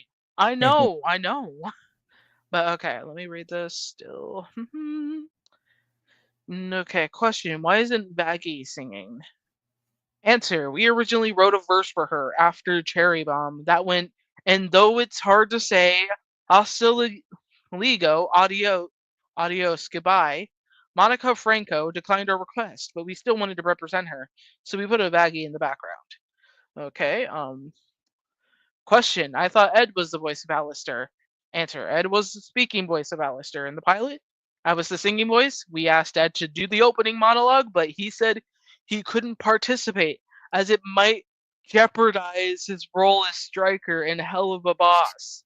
So he can't fucking say one fucking line in, a goodbye video for the fans, but that's so fucking stupid. So fucking stupid. Question, did you go to the premiere? I was not invited to the premiere. I don't think any of the original cast were, but we were all supporting from a distance. How generous of Vivziepop to not be able to. She could afford it. She could have flown them all over there. She could have brought them all over, and do this as a thank you for the recognition, to give them something like a moment to feel that stardom. Like, some of them probably maybe never done this before, and that would be nice. But no, no, no, let's not do that. That would just make them think they're human. That's what I'm thinking. Bibsy Pop was like, no way. Okay, question. Is the song official? No, this is the love letter from the original cast to the fandom and the show. I'm not even sure Viv has heard it yet, but if she does, I hope she likes it. Lastly, I really wanted to thank you all for the incredible outpouring of love and support we received. It's honestly more than I could have ever imagined. It means so much. Thank you. It's really crazy when you look into this. You have a whole cast of characters that just are dismissed, and they're replaced with Broadway actors, which, okay, fine, you need Broadway actors for your musical based series, cool. But at least, if you're going to keep your word to do something, keep your fucking word, keep your promise. I know there's a lot of sacrifices that go into a lot of animated series. I don't know too much about animated stuff. But it seems like there was something that went wrong, and Vivzie took it super hard and decided to just be a bitch about it. That's what I think. This She is could have used that extra $5,000 to fly some of them down. As a thank you for carrying her career. As much as I hate her, the voice actors. Wait, what was that one? I don't remember. I was trying to get to that one, but I didn't realize it was all the way down like that. Oh yeah. As much as I hate her, the voice actors don't deserve it. They are actually great voice actors for the pilot, and Michael actually is great. He's in an upcoming game that looks great. Oh wow! The one benefit to Alex Brightman being in Hazbin is the fact that he can show off his range outside of just being stuck with Beetlejuice. Yeah, I will agree with that. I love his work from being these characters, even though I may dismiss Bizzaroli's like somewhat need of 2 episodes, which kind of to me, not really, not really. No thanks. Yeah, that was That would have been better as a miniature episode that they're doing now instead of a full fucking episode. yeah, yeah. So some of the recasting choices make sense, specifically about Joe and Stamper, kind of Alistair's singing voice. I mean, yeah, sure. She wouldn't pay anything for anyone, regardless of what, unless she had to. The greed of it. There has been some drama involved around him lately about him About being oh, okay, about him being a groomer, huh? oh Yeah, she, Jonan, she could have used that 5,000 to fly someone. Yeah, okay, yeah, yeah, got that. Uh, nature, like, if it weren't for the honey cast and her VA's husband's fandom, would have been would have ceased to be. Yeah, exactly. And tries what happened? I'm so confused. Hey, I'm right there with you. I'm reading this and I'm still like, how is this continuing on? But I'm gonna finish this part up. So Viv lied about A24 being the ones to recast everyone. Shocker. Didn't have the common courtesy to extend an invitation to the OG crew who got her where she is. and most likely threatened Ed's job if he sang a goodbye song. Wow, speaks volumes of this person. This is some heavy stuff, y'all. On numerous occasions, Viv has. Okay, cool. I didn't. On numerous occasions, Viv has failed to credit staff for their work. Salem was one such example, but it's always been a recurring issue. While her response to Cole Jordan was deleted, Jordan's reply suggests she responded badly to being called out on this. Shocker. Nicholas Cole Jordan. Please don't forget to credit Just Merv for the art and layout, and me for the work pre-hand off. Lines, shadows, flats. I feel like this is an unprofessional way to approach the subject, Viv. You know that we spent over 120 hours. Wow, that's a lot, man. Over 120 hours on this art, and the version I posted was exclusively finished by Shannon and myself, as we would have for the final production. We simply want credit for our hard work. I think it's unfortunate you feel this is a matter that should be handled publicly. As you know, we are always willing to discuss their matters in private. Again, the original post was to alert the public that other people worked on this. We're not trying to incite any drama. And by Jeff, good news, everyone. I did some paintings for the new episode of Hazbin Hotel. Bad news, they forgot to put my name in the credits. Wow. How can you do that? How even I can't even do, like, how's that happen? Like, do you not have like editors and people just to make sure to check, like, hey, we're forgetting this person, or we're forgetting about creating this type of system being used or this asset being used?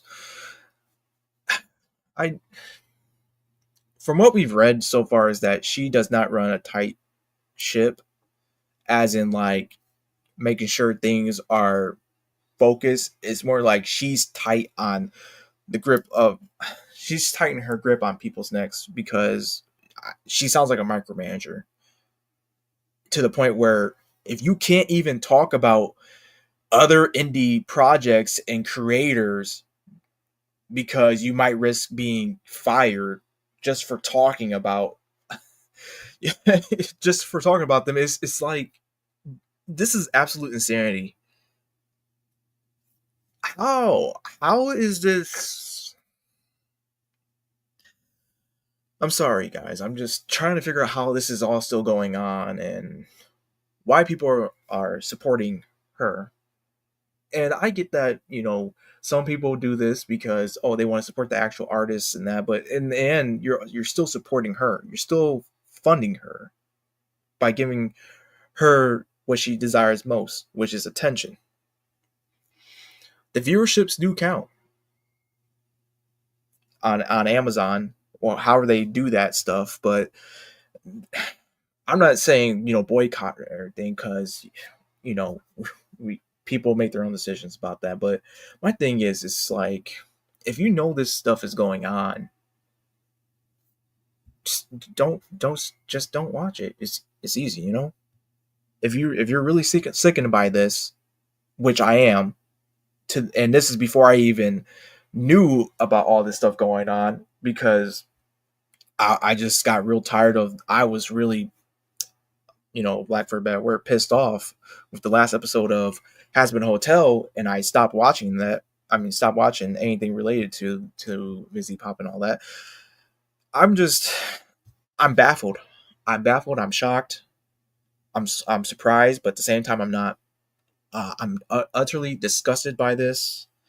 And this ain't me being like doing a virtual signal. I'm being for real. This is like, I work with a small crew of talented individuals, and I couldn't imagine replacing them or verbally abusing them and talking behind their backs because they didn't do a good job. Or no, no, dude, I don't know what to even make of all this. Honestly, this is just it's getting worse.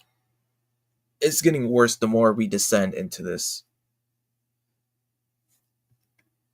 Speaking of descending, here we go.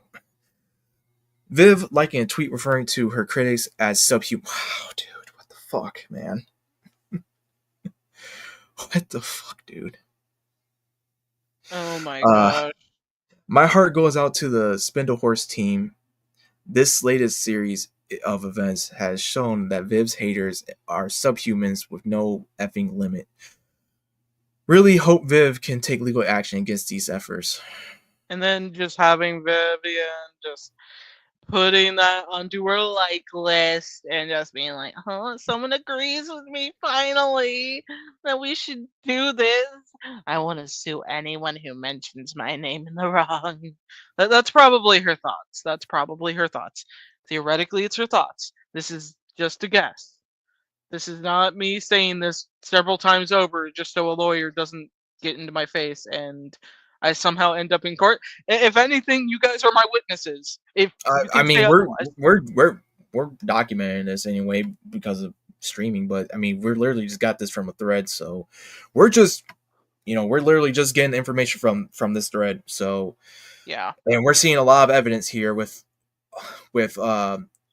PDFs, documents, screenshots, stuff. I mean, the whole 9 yards. Oh yeah. Yeah, I just. Oh my gosh, dude.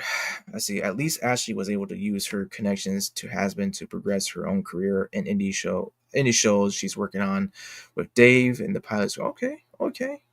Gotta check that out. I feel so bad for Ashley. I heard about the recent drama. Holy F. Yep. Yeah. What Viv did to her is unforgivable. Though I've heard through the grapevine, she's not. I'm sorry, man. There's speculation that Vivziepop had a thing for Michael, though that's alleged. I know. I don't know. Nope.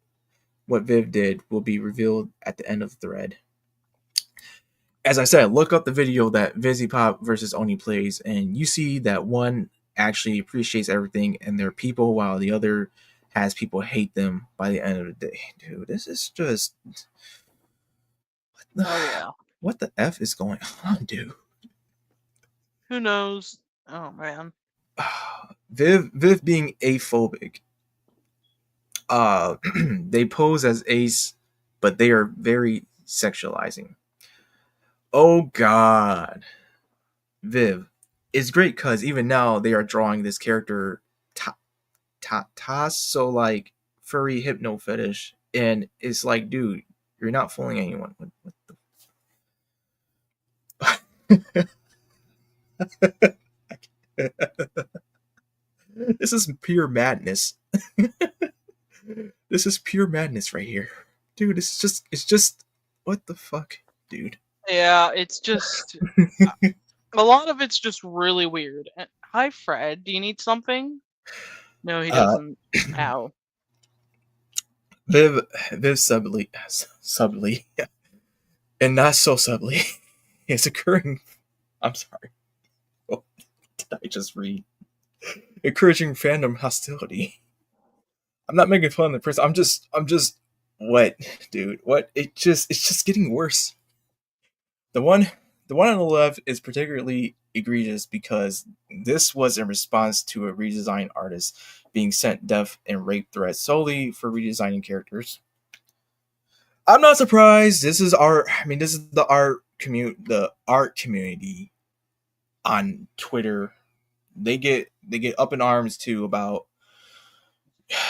oh Lord forbid if I take a character and I use different lighting techniques and all of a sudden you're blackwashing or whitewashing and oh god, dude. Anyway,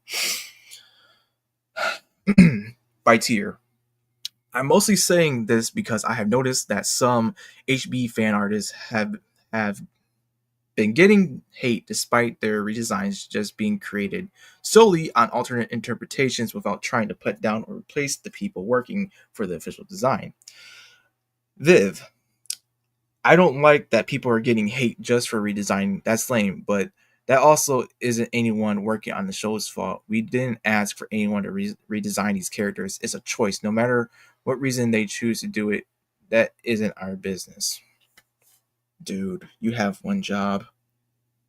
Bro, you have one job.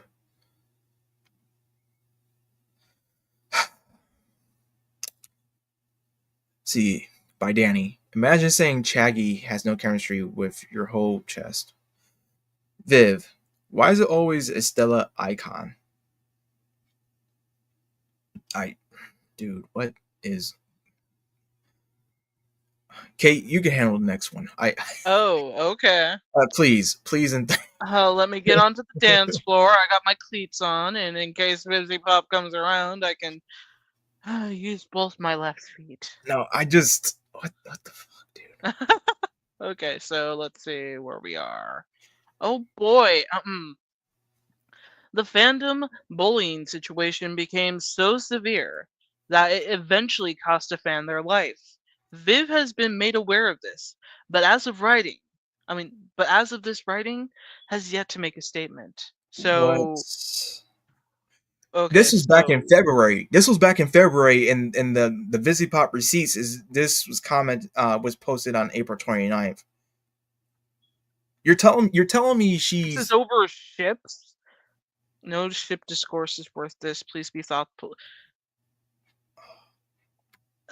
And okay, here's how powerful the fandom within that category is that I remember Vivziepop having a like thing that was called Apple Radio, which is the Lucifer and Alistair ship name, and fans were losing it, and then she had to change it. So you're not gonna take responsibility and tell your fans, hey, you like this is fine. It doesn't confirm anything. It's easier to say this so it can get more traction. There's nothing really behind it, okay? Like, I think a lot of them need that, honestly. And if some dislike that, well, fuck them. Like, I know this is like usually something you don't want to do with your fans, but if they're gonna be ill misbehaved children, then they need to be treated like ill misbehaved children. I,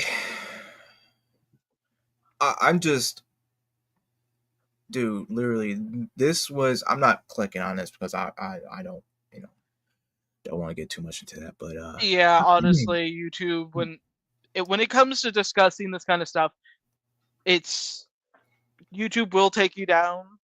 yeah. I mean, So we're not. it's not even about the YouTube. It's just I don't even want to. It's uncomfortable, but like I'm acknowledging it because it's just like something that I feel like It's a lot of people do need to look into.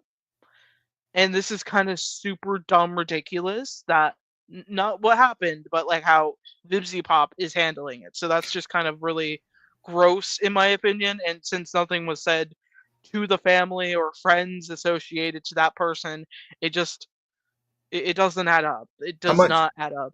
how much you want to bet? It's been almost a year and she has said nothing. How much you want to bet? She's Most likely. But yeah, okay. On to the next one. okay. So Viv point blank lying about the SA survivor status of Ralph, the storyboarder for Poison, who was infamously made inappropriate comments towards a 15-year-old. No, dude. Okay, dude. No. Oh my goodness, that's Gosh, this you want is me? I can handle this one. yeah, you go ahead. I need to scream a little bit. Okay. Griffin, this is your reaction to receiving backlash for quite literally letting a person with a R fetish storyboard a graphic R scene in a show that will be seen by thousands. If I were you, I would be embarrassed. Viv, who's also a SA survivor. You people are leeches, and I hid that reply because it was it was self righteous, and I'm sick of it. People don't need to justify themselves to you, and there's a team of people who don't let an artist taste into a show they don't write or direct. F off. Stephen. Yeah, I think a lot of people are trying to step back at this point because of how toxic these guys can be. But don't pay them any mind. You're out, and it cuts off right there. Raphael the second, TWSA.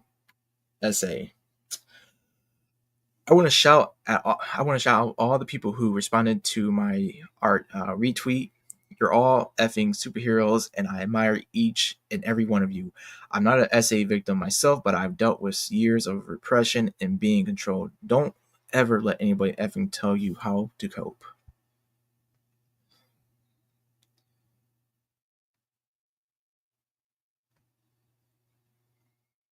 I have no words, you guys. Um, oh gosh, it continues. Let me read the comments for a bit, y'all. Okay.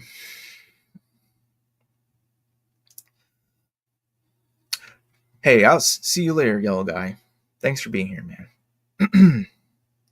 Hope for a Sykes live stream. Eventually, hopefully, maybe. Look after your mental health first, stranger. Raph is a weirdo. You need a cleansing from the sin she commits. Uh, Carol, Carol, hey, Carol. Nature, like people justify Raph's behavior because Raph said they legitimately didn't know they were a kid, but that's not a gotcha. People act like it is because that is still harassment. Uh, and it says a lot that Raph defaults to that if people upset them. Also, I believe Raph kins Angel, kins Angel to the point of legally changing their name and a few other things. Oh my gosh, shoot, it continues. Oh, I accidentally jumped. All right. Viv lying about Raph's involvement, period. In fact, Poison lifted scenes directly from Raph's Angel slash Valentino R fetish comics, even quoting them directly. The fuck? What Viv and Raph view on their own time isn't the topic of discussion here, but rather the consistent and outright lies. Oh boy, oh, I'm just okay.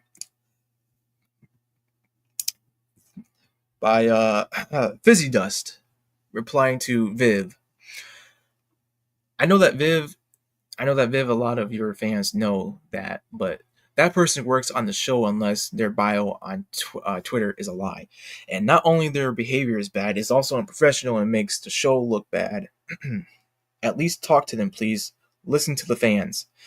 Viv, they aren't on Twitter anymore and they don't have the influence everyone thinks they do. I know them personally and know they are harmless. I'm not going to shame or fire someone because people are upset about something they haven't properly seen. Dude, what is going on? Vizzy, please stop this. You're literally literally ruining the whole point of Angel's story being depicted on the show on a bad light to teach people a lesson. We aren't haters. A lot of us are fans of the story, and we want to see it succeed because it's so important to us. But what's the point when you have people who glorify it and that normalizes it, which makes it harder for us victims? Please listen to us. Viv, they weren't involved in how the scene is portrayed. Wait to see it in the show. Boo, replying saying, you are allowed your opinion," and oh, it cuts off.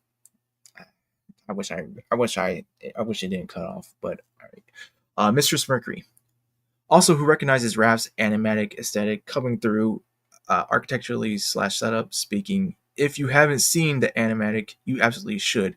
Link in comments. But heed the content warnings, please. For FS, I am not kidding. And okay, yeah, got that there.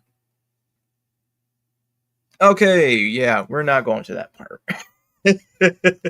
No, I'm not looking at that. Right. Oh boy. Reading comments. If I stepped it somewhere crazy, don't blame me. Blame the software. uh, let's see. Hi, I understand why you would dislike criticize her because it's weird, but I want to know why you would do a multi-hour long live stream. Why not? Why not? That and we're reading a thread and that Yeah, takes a long time. yeah, we're giving our opinions about that. But anyway, they're reading the thread, which is taking a bit. Oh, okay, there we go. See, now we're doing good. We're doing good here. Uh, trust when we say the thread is really long for. Okay, so we're all just. Yeah, it is a long thread. It's a thread that's It's been going going on. back into that. Yeah, fine. You may not be able to fire Raph for what they are into, but harassment in most jobs, no matter, is fireable. Yes, Yeah. yes, yes. Especially of a minor. Yep. Yeah, I would kick And that person out faster, like the moment I got that email or something. I'll be like, "What the fuck is wrong with you? Get the start fuck having an out." investigation. Yep. Yeah. Even and even it being private isn't a valid excuse because they were posting it on their work account. Yep. Oh my gosh, dude, what is going on? In December of 2023, Viv went on vacation in Japan and hit up multiple destinations notorious for mistreating the wildlife animals on display. Not one of these places in ignorance. Not two of them, but four of them with a dolphin feeding in a micro pig cafe to finish. What? What? Oh my What? goodness. So these two babies were my favorites. Such pretty. Love their first round. So we got the evidence here. There we go. Okay.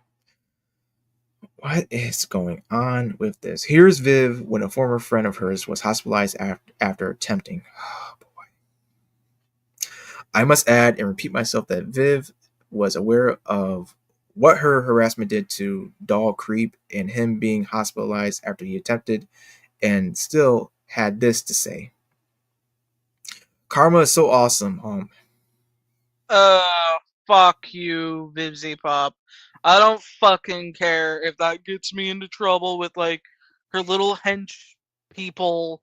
It's no, no. If you're gonna be like this, then get the fuck out. Like maybe you should go take a nice spicy burrito and shove it.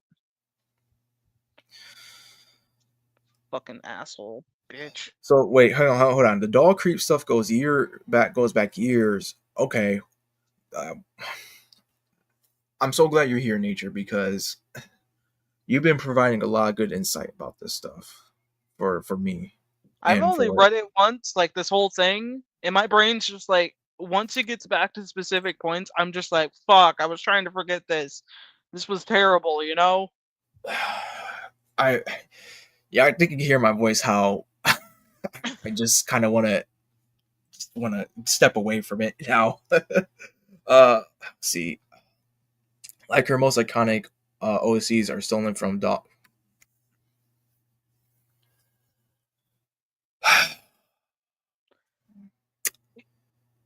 Right, got it, Let's got it. see. Let's All right. see what else.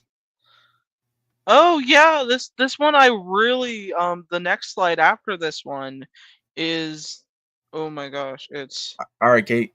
You I'll sound I'll like you're. I'll, Please. I'll take it. I'll take it. You take a break. Let me take a sippy sip before I do. Okay, so Viv claiming falsely that she would never allow abuse to be seen as positive in my stories.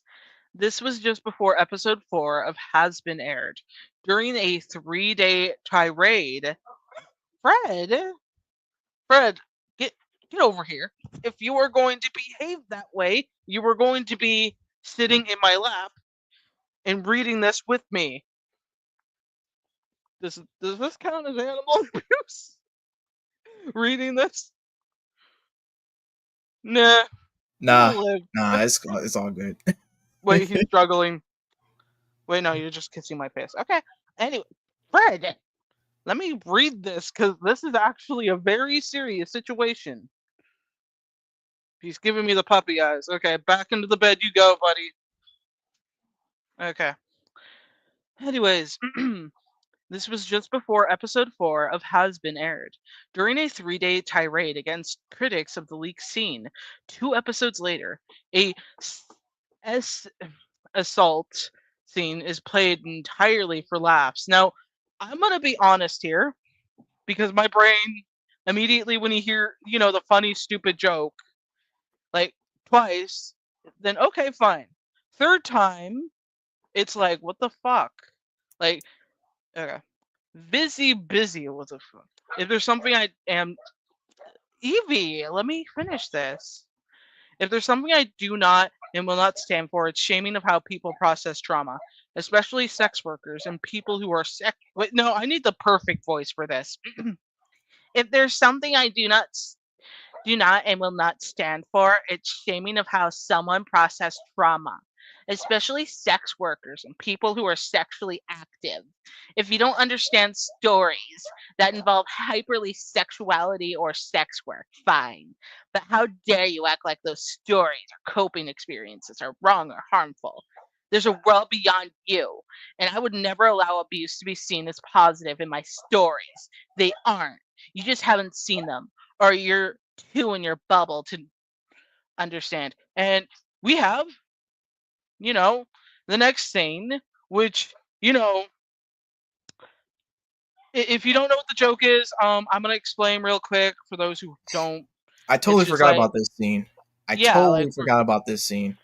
yeah, basically, first thing is like, I'm gonna buy you a drink because I'm buying everyone a drink.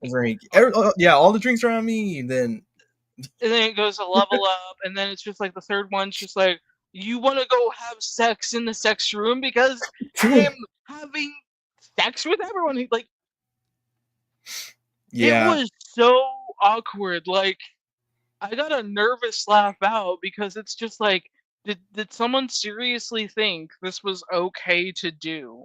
I was just like, In the writing is that's I don't think that was when I started to wane off. That made me like, okay, this writing is terrible. I can't believe they actually. I understand, like, it's a show for adults, but at the same time, it's like just the writing, man. The writing is just not. It just Yeah, devours every it's really episode. ridiculous. And I remember a few people bringing this to my attention, like when I was doing some research for some, like there's a couple of things I'm doing research for other has been hotel related videos, but this was one that I was just like telling my friend, like, what the fuck do you think was going on in Vivziepop's head when she was writing this? Like, was she the one who okayed it? Did she write it herself? Like, this doesn't seem like something you basically allow, especially for if you represent a specific brand or you make a promise to not bring it up. And it's so stupid because she basically now looks like the biggest dumbass on the planet with these promises that she brings up, like, oh, I promise I'll do this, I promise I'll do that, and it's like, no, no, no, no, no, you won't. Now you're just writing some bullshit jokes just to amuse the main crowd. Meanwhile, you said the same, like, oh, I won't ever do this, but you just did. So that just keeps going into its cycle. Yeah, I it takes a certain type of individual, and Viv and her followers and whoever else that that in this cult, they're a special kind. Let's just say. Gosh, okay. um, Viv threatening to sue Katie Katie, a webcomic artist she incorrectly believed to be behind the transphobia document, as of this date, has been her only response to the document. Viv. She has the actual desire to bring me harm. Oh, wait. You want to handle this one, Kate? Oh, okay. Let me do it. She has an actual desire to bring me harm. For what reason, I could never tell you because I do not know. All I know is that she has been doing this for a long time under many names and accounts. Please know this is please know this before engaging or giving her any of your time. Do you have any evidence to support this? You can't just badmouth someone by their name without any proof. I do, but that's for the lawyers, not for you. You don't want to believe me? Fine. But I know my truth. They have been attacking me and harassing me for years by name with no evidence. I have the evidence and it's to protect me. Like, oh, okay, girl, go ahead, fine, do that. Just hide behind the lawyers. If it's something lawyery protective that you need to not talk about, fine. That why the fuck bring it up? The best thing to do is to not give it any attention at all. Yeah, I'm glad we're almost done with this thread. This is. Let's see how many. Oh fuck, Fred, stop freaking me out. I mean, See, granted, this is much worse than your barking and see, freaking me out. Oh my like god. why are we justifying every single coping mechanism when there are many This that is a. aren't healthy? We're Big probably going to be thing. on for another 40 minutes with this. Yeah, big thing Yeah. I remember is an artist trying to justify objectifying nuns because of religious trauma. I I can't really speak. I'm just to say like I'm not trying to delve into all this too deeply. Not really. We're just trying to stay in motion, stay on track of things, trying to. But I mean, how? And that's not me like just trying to be hard on someone. No, I don't want you to take that. It's just processing this whole thread, and then we're getting to these tangents of stuff. It just like I think is our way I guess in a way in a sense is trying to make sense of all this stuff. Just when literally it's not making sense. It's not making sense with Vivziepop. There is a lot of stuff going on with this, dude. It's just Yeah, the next slide's going to be one doozy, that's for sure. okay. here's false TZ. I think I pronounced it right. Former editor and visual developer on Hazbin Hotel, comic lead for the prequel comics. I never knew there was comics, dude. And Viv's former friend on their experience in being underpaid. There we go. Comics I was paid only $300 per chapter. What do you mean per chapter? What? Per chapter? Like, are we No, talking? Oh, no, we can't just do. No, That's not how any of this works. like, is it one page? I'm hoping it was just one page. That No, would be worth no, three it's just hundred it's dollars. a whole chapter. A How whole many ass pa- how many pages are within that chapter? I don't know. maybe like 12 to 24, which that's so fucking low. That's so fucking low. That is especially. Oh God, no. Neff would throw my artist. Neff would throw a fit. No, not even fit. That man would probably try to bury me alive He if I would try to find out say. where you live. He would get to your house. He would think of something to do to your drink, and then once you get onto your keyboard or something, he'd be like, "I pissed in your drink." Nah, he's put something spicy in there too. Knowing him, the man loves spices. So, which has taken. I'm sorry. I was paid only $300 per chapter, which was taken directly from the pencil artist pay. Okay. This was because I was helping pencils by editing thumbnails. When I asked what my pay was for being lead on comics and organizing everything, they said I'll have to look at the numbers and get back to you. While they were producing a music video, I still never got paid, by the What? What the fuck? way. Yeah, a music video was more expensive than a freaking comic, dude. I would imagine so. I'm shortening a lot of the details of the story just to fit them in tweets. But yeah, won't say who, but I was being paid $100 in illustration for a gig. When I asked for the due dates of these illustrations, I never get any until they requested that all illustrations be done in a week before a sneak peek was released. Wow. What? I said this before, but just because a freelancer has gotten a contract gig with a project that looks big to the public, it doesn't mean they're receiving a huge paycheck. Seeing someone's name appear, yada yada yada. Same gig also offered to pay me $25 per Vizdev design, then accidentally let slip they were paying other artists $50 per.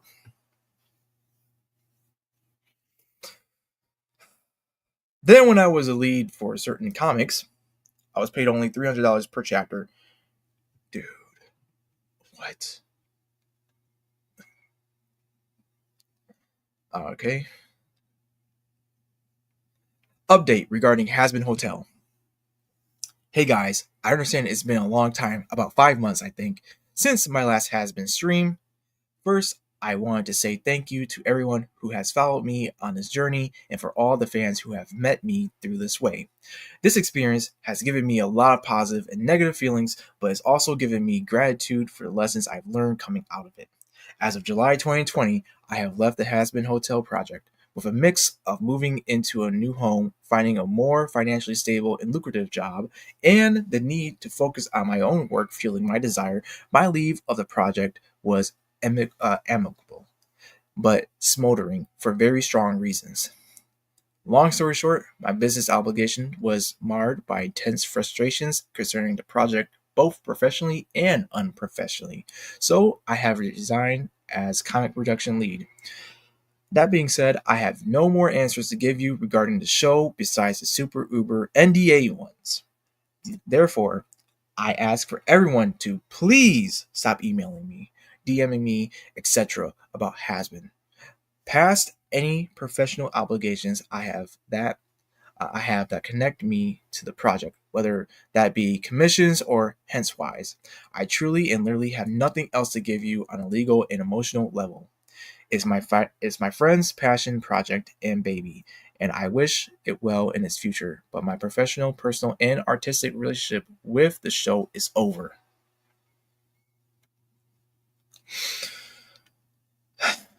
$300 per chapter. How many pages are in are in those chapters? I wonder. I I, And I even wish then, and it's even just then, that shouldn't. No, dude. No way. per No way. chapter. It's just like that's just fucking ridiculous. Like you can't just be doing that shit to your artist, especially when you have like you probably have a handful of people who know the designs well, who know how to do these characters' emotions good and all that shit, and coming up with some concepts that can help with the plot. But yeah, these are the ones doing the heavy lifting. You're just pointing and saying stuff, girl. Like, Yeah, wow. yeah, and Someone should make a shitty knockoff game for the. They should. They should. yeah. I would see.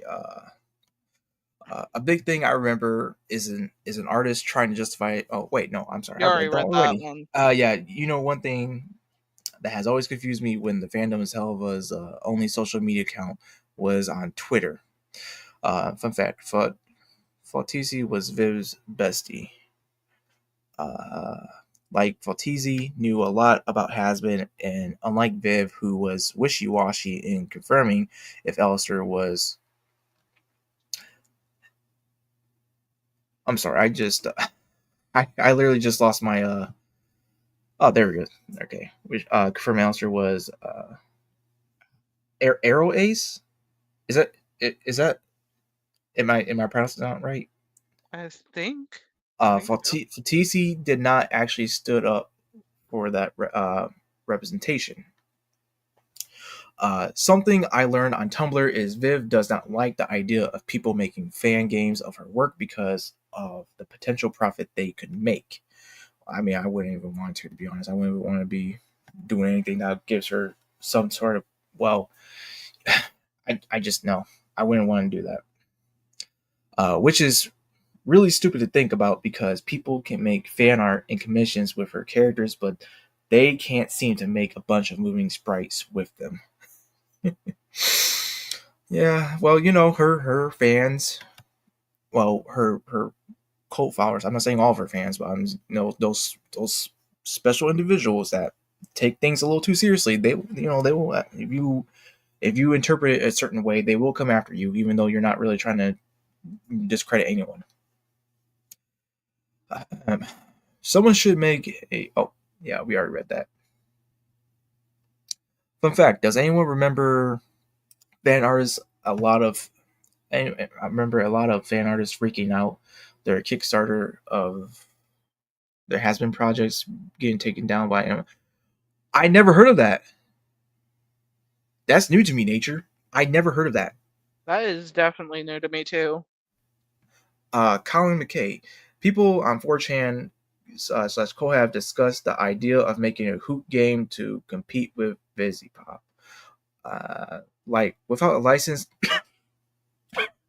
man, like a license, I'm pretty sure it's against Kickstarter TOS. And if not, Kickstarter does not want that legal. And if not, Kickstarter does not want that legal battle. Yeah, not a lot of people want that.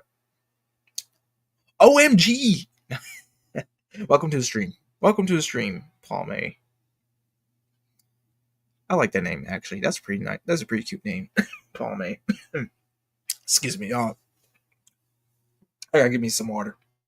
You want me to take over for the next slide? Yeah. Alrighty, I'll take on the dance floor. Alright, so this basically, the official pitch sheets Viv presented to studios were loaded with stolen fan art. Fucking you bought in all this all these artists that work for you. You couldn't use the ones that were officially made. You just kind of the first fucking thing you do is just glue all these fan pieces together, put them into a fucking. What's the point of having these artists if you're not going to use the work that they did on your time that you paid them for to use for the fucking pitch sheets? Like what? Oh, let's see what the songs were. Like I'm gonna audition song is "Toxic" by Britney Spears or "Valentino" by Years and Years. That's really fucking specific. Is that why Valentino is called Valentino? I don't know. Fuck that. Charlie's is Somewhere Over the Rainbow. I mean that's a pretty good one. That's a pretty good one. Don't Rain on My Parade. Again, you can definitely see the like different like looks of it. Like looks of how differently these art pieces are, especially considering the fact that it just seems like they definitely took everything like she took everything, put them into a fucking single paint file, put the black outline around it, bam. It's perfect. It is perfect. What the fuck? Um Nature says Valentino is named after Vivzi's cat. Thank goodness. I've always wanted to name one of my creepy weirdo villain characters after my my pet cat. That's fantastic. That's I know a lot of people will be like, that's cute for a villain. Like that's adorable. It's one thing to say that, but it's just like I don't know, creepy, weird, sexual creeper. Just no, not working, not working. Serpentious, check yes, Juliet, or showed me the meaning of being lonely by this Backstreet Boys. Wow. These are interesting song choices. And then Valentino's was Sway by Michael Bublé. Don't ruin Michael Bublé for me, Vivziepop. Do not ruin him for me, okay? No. No, fuck that shit. It's so weird because when you look at all the examples, you go through like Angel Dust, you go through Charlie. I know it's not showing on the screen right now, but like when you see how different these character files are, and then you get to fucking Valentino, and you get you don't get like a single like playing character. You have him in details and shit. Like she's fucking fantasizing about this fucker. Like what? What? What? This is so super stupid. You couldn't just do a simple background. You just had to add details to your creepy weirdo villain. Fine.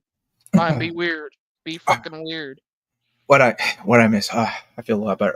Hang on. Basically, I'll sum it up, but read the comments and I'll describe it. All right. I can't wait for you all to read Rosie's audition sheet stating she's meant to sound and act like a Jewish mother. What the fuck do you what? I didn't know all Jewish moms had the exact same. What the fuck, dude? Valentino is named after Vivzi's cat. Wow. Anyway, yeah. Yeah, the audition paper definitely looks like one of those low effort deviant art collages I see Yeah. sometimes. If you I look also, at if you look at the previous ones and compare them to Valentino's, Valentino's just looks like, see how simple the other ones are?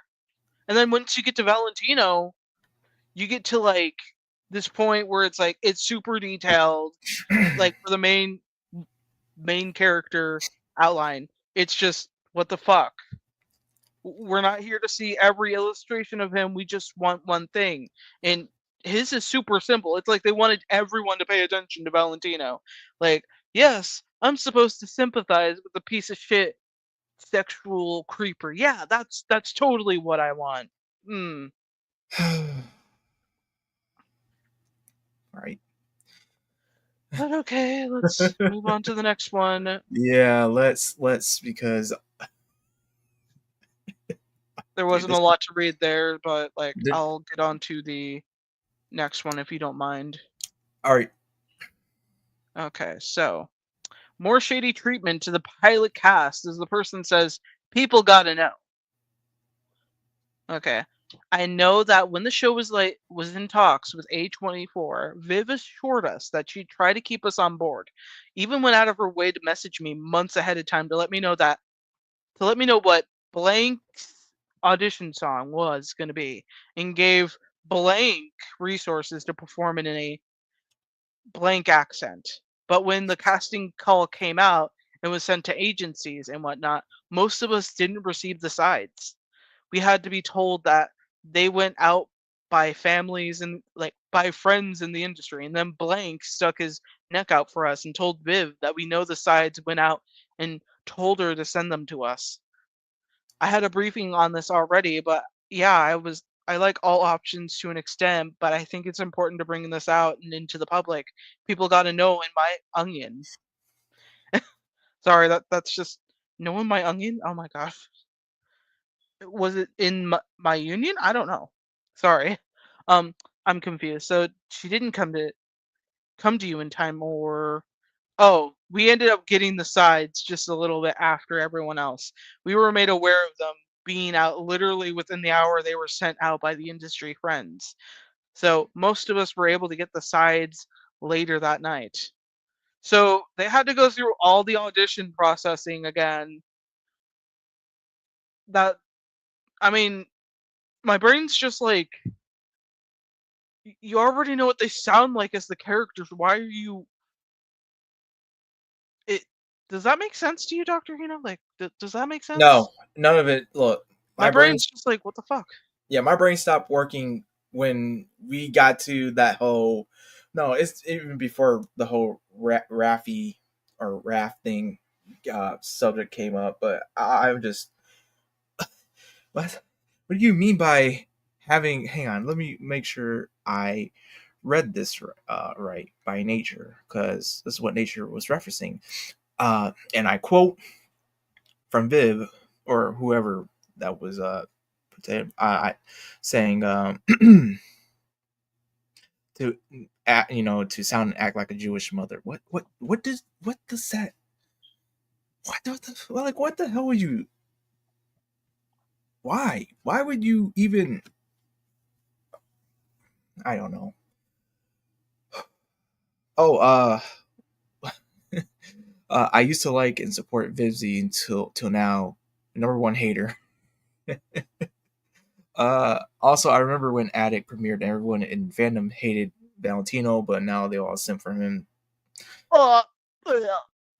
Uh, yeah, yeah. Look, yeah. And the series actors for Angel and Val, they interpreted Angel and Val as toxic Yahweh and make comedic shorts of Valentino abusing it.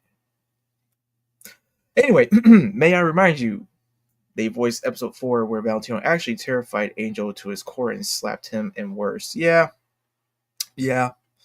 Uh, like as an actor, your job is to get into character, and a lot of the time to do that, actors try to place themselves in their character psychology. Yeah. Okay. Wow. Moving on from that one. More proof of Spindlehorse staff being underpaid. Wow, good. Wow, it's not like this has been a running theme since, like, oh, I don't know, the beginning of this thread. Inkpot. And some Inkpot is responding to a quote from Vivziepop receipts.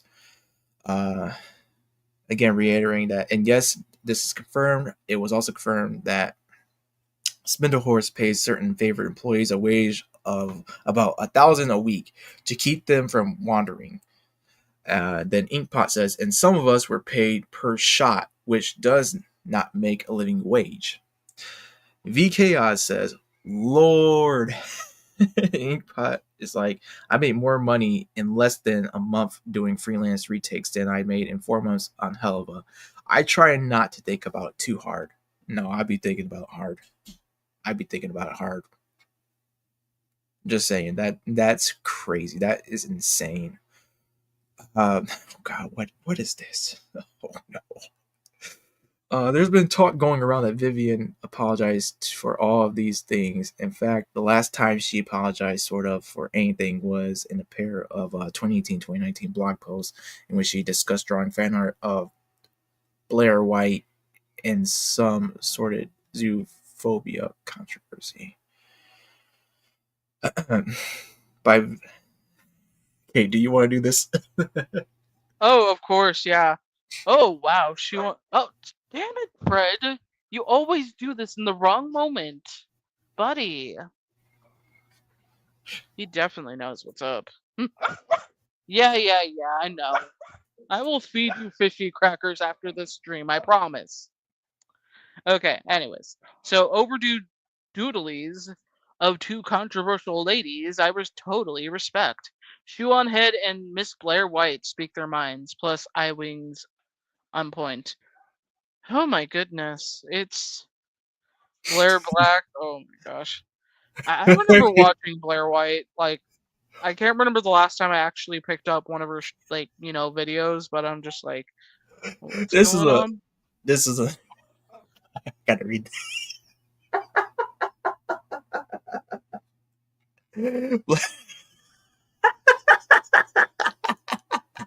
What is going on, dude? Blair, Oh my Blair goodness. Black Anderson. What is going on?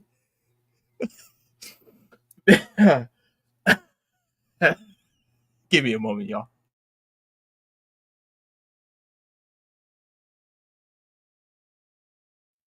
Wow.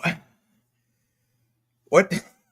What is going on? I'm got a soldier on. Vivian.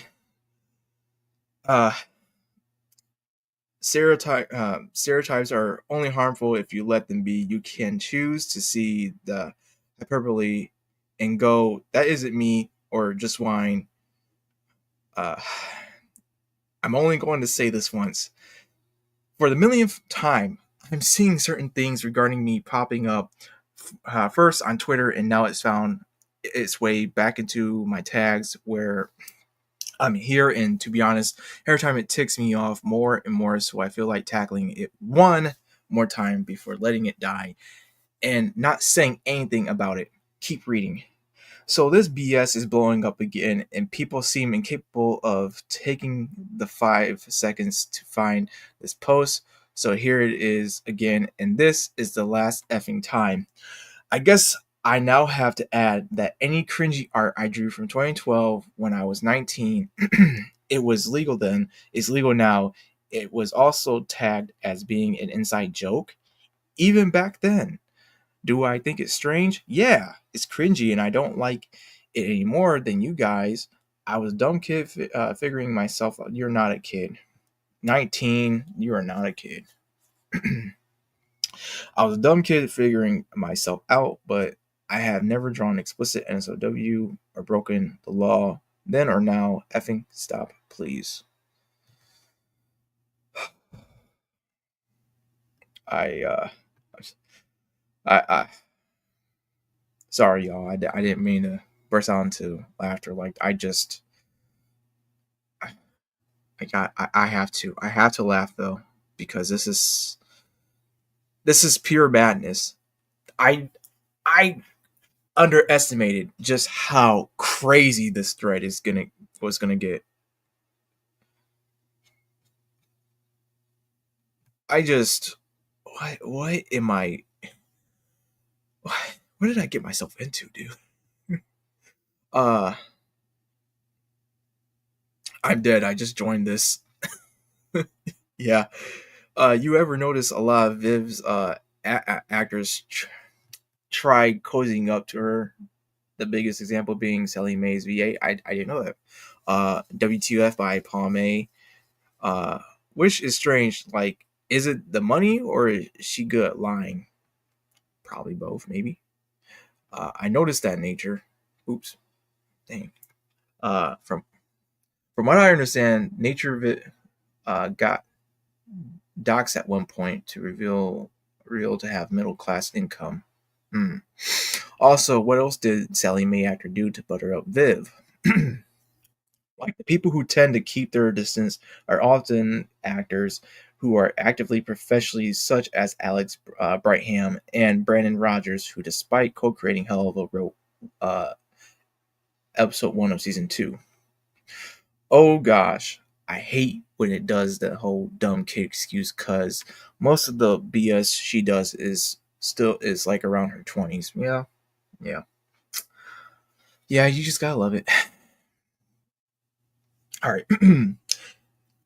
Since then, her house policy has been to double down hard. Here's Viv from this year saying, as in 2024, saying that if people were still uncomfortable with episode 4 after it aired, she would respect that, and then days later agreeing that said uncomfortable people owed her an apology. Dude, what?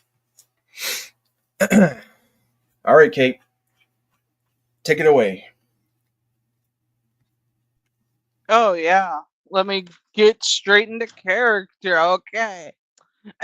Damn it, Fred. This is my moment to shine. Okay, maybe to be a piece of shit, but still, you don't have to be correct about it, Fred. Okay, so for fuck's sake, Fred, I know you're grumpy. Okay, so I know. No, come on. You're gonna sit on my lap whether you like it or not. You're gonna sit and you're gonna read with me. Yeah, but nah. You're gonna read with me, young man. Okay. Anyways, you sit there and read, and I will read this like a lunatic. My issue is no one hearing. Ah, fuck. Damn it, Fred. Fine. Get back onto the chair. Onto your personal chair to watch me be an idiot. That's okay. That's okay. Okay. Anyways, my issue is no one is hearing me out when I say the scene isn't out. If the thing comes out and people truly hate it, I'll respect that. But right now, people having not seen it are invalidating me, my crew, and other SA survivors. It doesn't feel like a situation where I need to be compassionate to people who have fabricated what the scene is and are using their discomfort as a reason to disregard others. The lack of compassion has been why I've been acting this way. I cannot, I truly cannot stand it. Like, oh fuck, fuck. What was the scene? Deleted my loudmouth tweets because I'm not trying to start anything when the Hazbin. High is high, but my point still stands. Viv and all the SA survivors in this fandom are owed apologies that they will probably never get it. I hope you know you are seen and you are loved. Which scene was this? Which scene was this? Like, I want to know which I scene. can't remember for the life of me. Like, I gotta remember. Uh, Fred, I know. You're a grumpy little boy. I get it. Yeah, I couldn't tell you. I mean, there's so much Maybe stuff it was happening in the like, show as well. maybe it was that like second episode. Like, was it episode 2 or was it episode 3? Like, when they introduced Ross and the like Blitz's ex girlfriend. I can't remember her name. Veronica, and basically Moxie entered their room and basically got kissed a lot, even though it was non-consensual. Maybe it was for that. I feel like it was for that, but my mind's just like timelines. Timeline lies. There's nothing really there to tell me which one is. It kind of blurs all together, kind of, huh? Yeah, my mind's just like, what the fuck? Like that's crazy how it tells you how just the art direction one, just the direction of the writing and story is like you can't even fully remember. Well, I can't, in my opinion, I can't fully remember single a specific scenes except for the last fight, except for Hazbin and Oh maybe. man, oh man, I got to talk about this next thing, Fred. I know, you're grumpy, but this next thing that nature is bringing in is something that actually happened at the convention I went to. Uh, Not that one. No, no, Oh yeah, bringing it up. I'm just I'm leaning up. sorry. All right, is it this one? Yeah, it's this one. Also, there's another topic of how Vivziepop and a few voice actors are approving elementary schoolers watching her shows acceptedly. Like Erica Henninson said Hazbin was appropriate for kids to watch. Now, I went to the Oklahoma City Right. GalaxyCon, and there was this one kid that is always brought into now, like a lot of like these shots and such of her bringing up the question.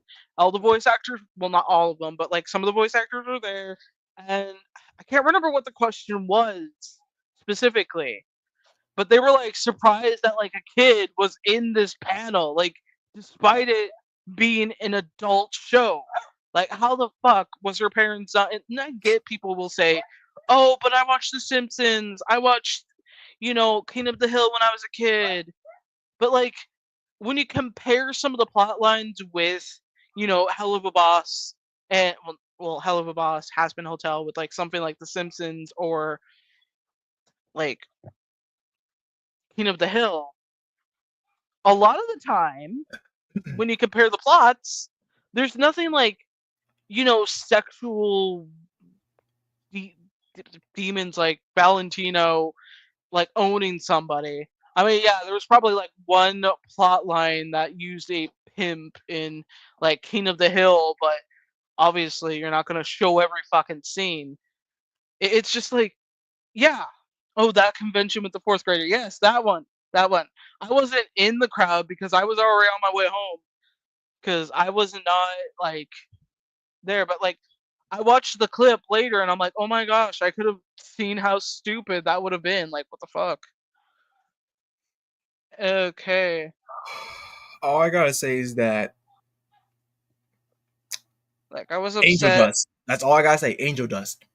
Like, I And was you think, upset Blake actually responded to that question about recording sexual stuff. Like, Alex Brightman afterwards actually was the most professional by being like, "Where are your parents?" Yeah, like, oh my goodness, why is one person out of all these people the only one thinking, why the fuck is this kid watching our show that talks about, all this stuff?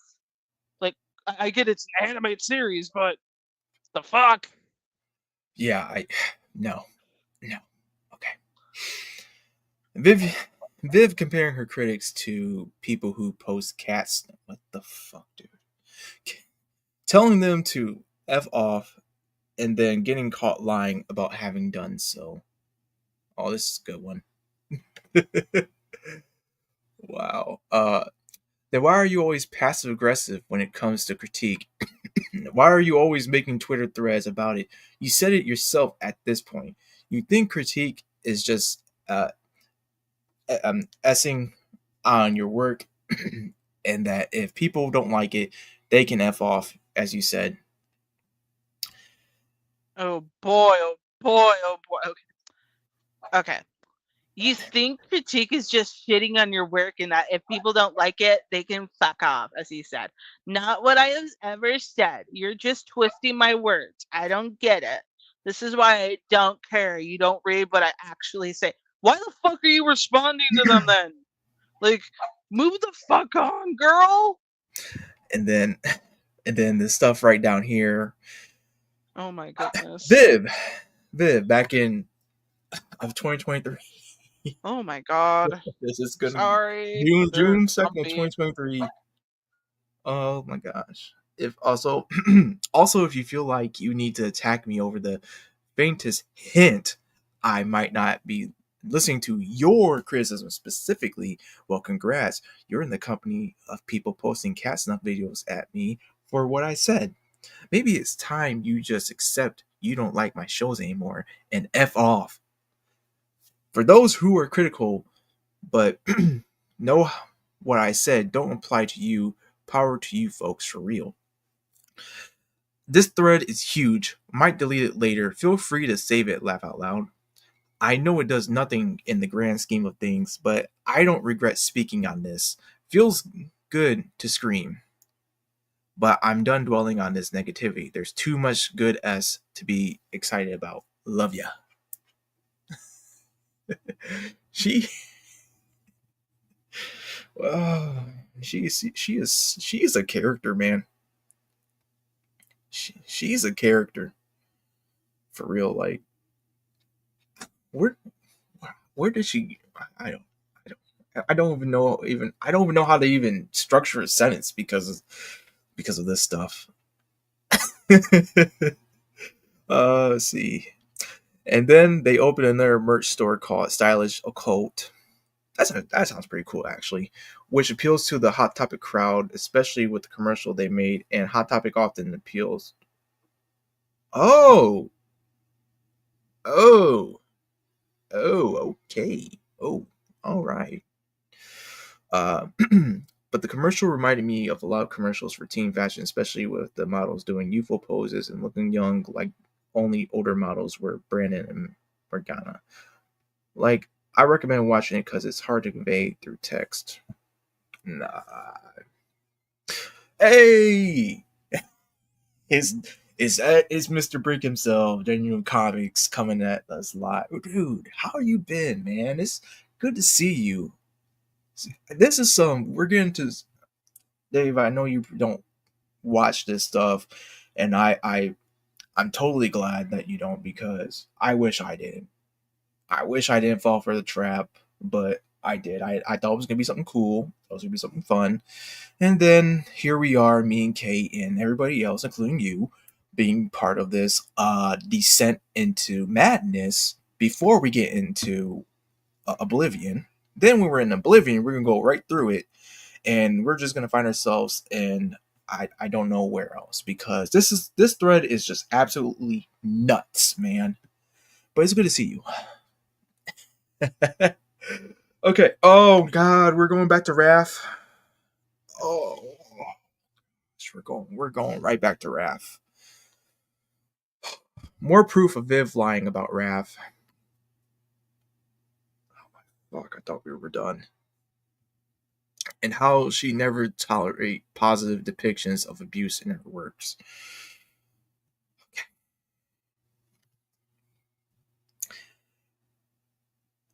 This is your reaction to receiving backlash for quite literally letting a person with a art. Did I read this before? Am I going crazy?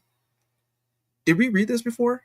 I feel like we have, but it just goes back to that topic. I feel like that's the most thing that makes sense. My brain's Okay. just like, we only got like less than 15 of these to go through. Okay, cool. But yeah. Okay, so we're doing a recap of the whole Griffin, Viv, and Raph thing, and who's also in with because these weren't underlined the first time, right? Who's also a SA survivor. You people are leeches, blah blah blah, no, just craziness. Okay. Over at Cromir, Viv claims the person who did the boars is also an SA survivor. Person who did the boars, I respectfully disagree. This God. Do you want to, Kate? Or you want me to just Okay. I'm willing to go through it. Give me a minute. This song is unreal. Seriously, Blake's not real. You're so unbearably talented, and the emotion you put into the song blows me away. Each time I hear it, that ending, everyone go listen to this banger single. I cannot wait for people to see the visual that comes with it. What the fuck, girl? What the fuck? I get that's like a fun pun to put in, but it's like, seriously? Yeah. And neither is speaking over the other essayist survivors and accusing the entire show of fetishization when the creator slash director and writer of the episode that hasn't even released doesn't tolerate positive depictions of abuse of any kind. There's our experiences outside of yours. Just Vivzi, just find someone who looks at your shit that you post before you fucking post it. You can hire somebody. Okay, is that it? Is that everything? Yeah, that's that slide. There was that other one that I brought up. Like, I'll quickly go through the next one because I did bring this up already, but I'll read it really quick so we can acknowledge it. Moxie being sexually assaulted as a joke, the same way Serpentious was. Again, the issue isn't whether scenes like this are ever funny, acceptable, or appropriate, but rather the shameless lying and the open hostility towards fans who take issues with it. Like, you see this happening in the freaking video of this, and they just go at it, and it's just really stupid. And it's it reminds me of Ed, Ed and Eddie, where the three Ed characters deal with getting assaulted by the Kanker sisters, and everyone always thought that was funny, but it's just like, no, no. I'm sorry. The idea, like, when you You, think you of it, you knew stuff was gonna go you down when girl they came things, around. and it's just like, I'm oh, sorry. what? I said you knew stuff was gonna happen when those three came around. Yeah, it's just so fucking ridiculous. And it kind of changed my view on the idea of like, oh, she's a girl, she's gonna give me cooties, that kind of thing. And like, storytelling with children as the characters, that could happen, yeah. But they always they always made the visible lips very obvious, and it's kind of really tormentish, and it's treated as so because they don't want to deal with it, and it's never seen as a good thing, which I kind of do like how the show handled that in its ways. But it was so gross how people would be like, "Oh, I shipped the Ed boys with the Kanker sisters," and it's like, "What the fuck?" No, dude. No. And the Kinkers were like already teenagers or something. Yeah, why the Like fuck are you going after them? at least I think they were. They look like teenagers. They were like 1 to 2, 3 years older than them. Like at that point, I know Oh the my Ed boys god. were like what, in 7th grade or something. Something like that, yeah. So yeah, it, And then I think the second season or third season, whichever one, that was when they were in high school. Yeah. I think it's been so long. Uh, hello, Ed boy. Oh Freaking my goodness. I okay. still. Oh my gosh, dude. It goes back to the transphobia screenshots, and it's mostly Vivzie going. I'm not going to read every single one of these things, but from what you can tell, Vivziepop is very, very, ugh, disgusting. Yeah, this is wow. Hang on, I'm reading something from Ken. Ken was the main guy, right? Before this, before they. Yeah, this is back in 2017. Holy cow. Okay, this is new.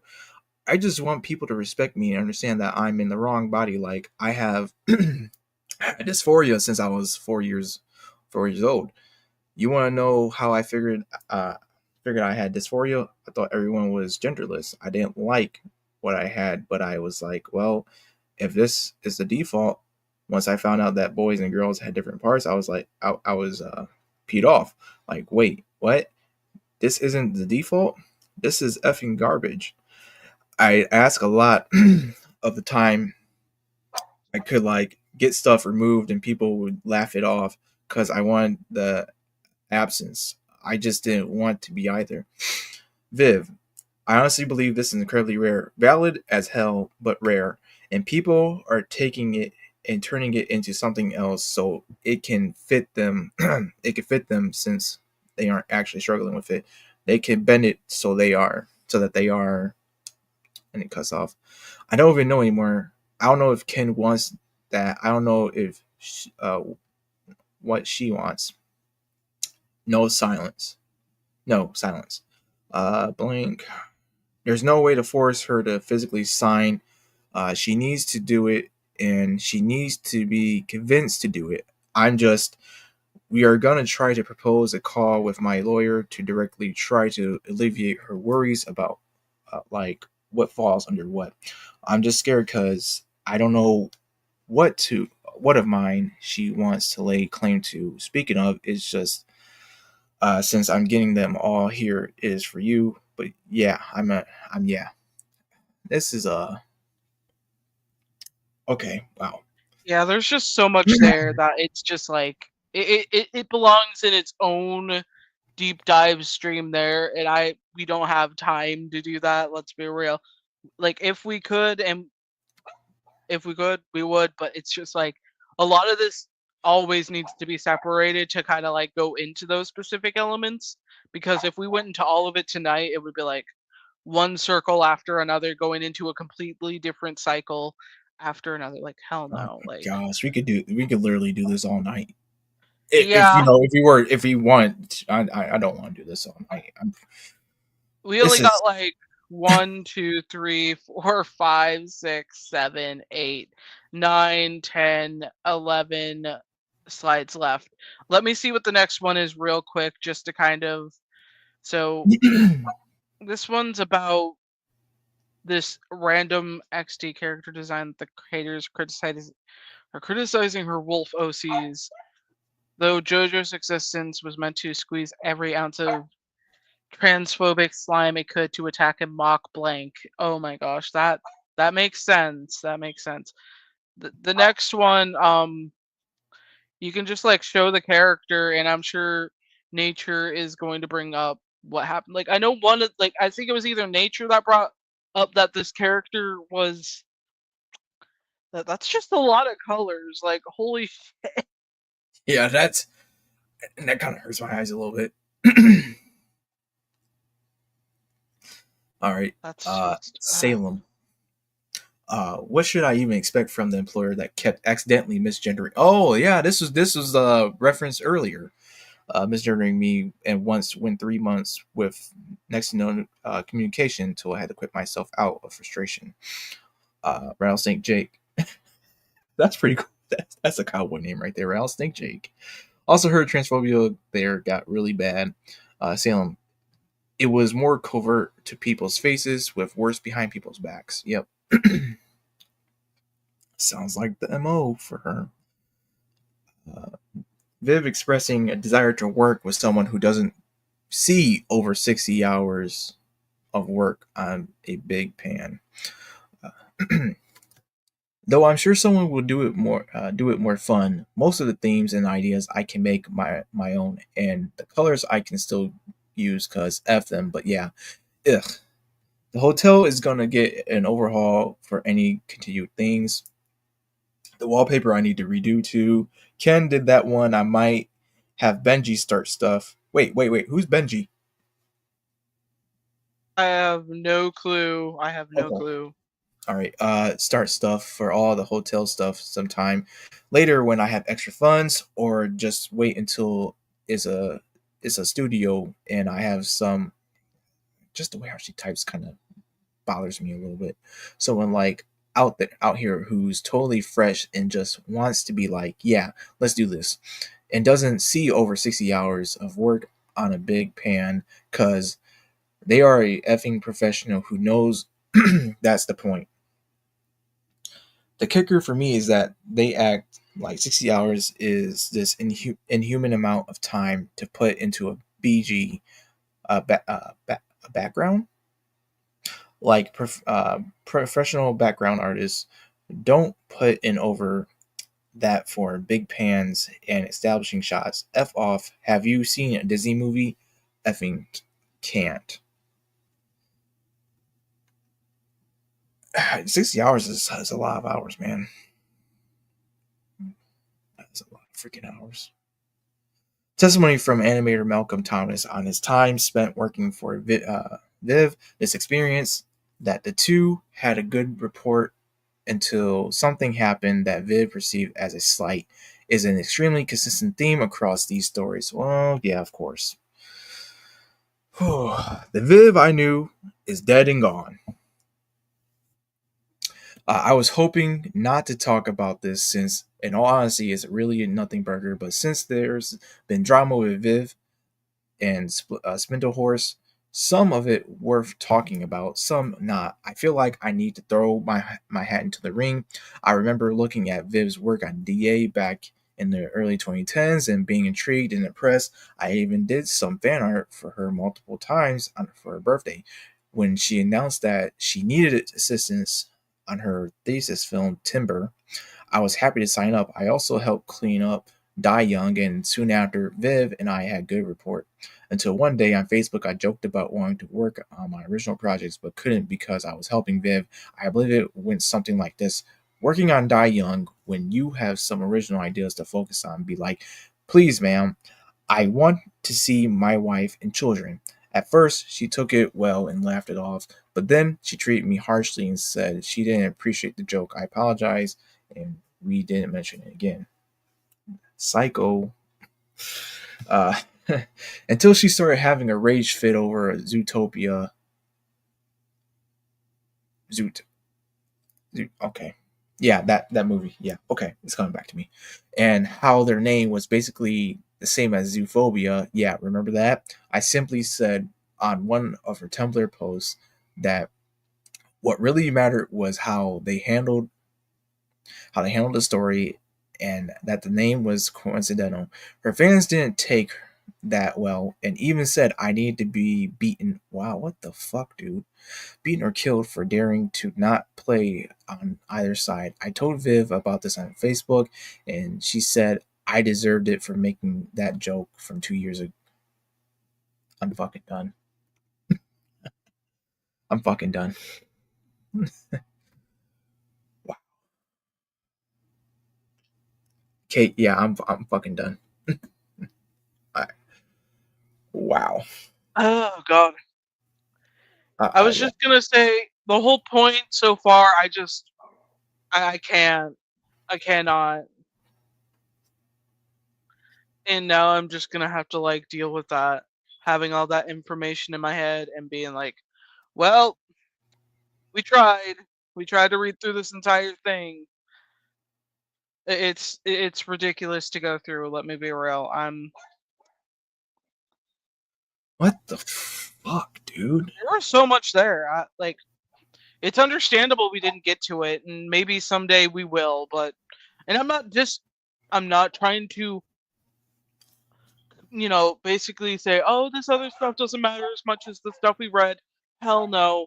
It's just there's a lot there.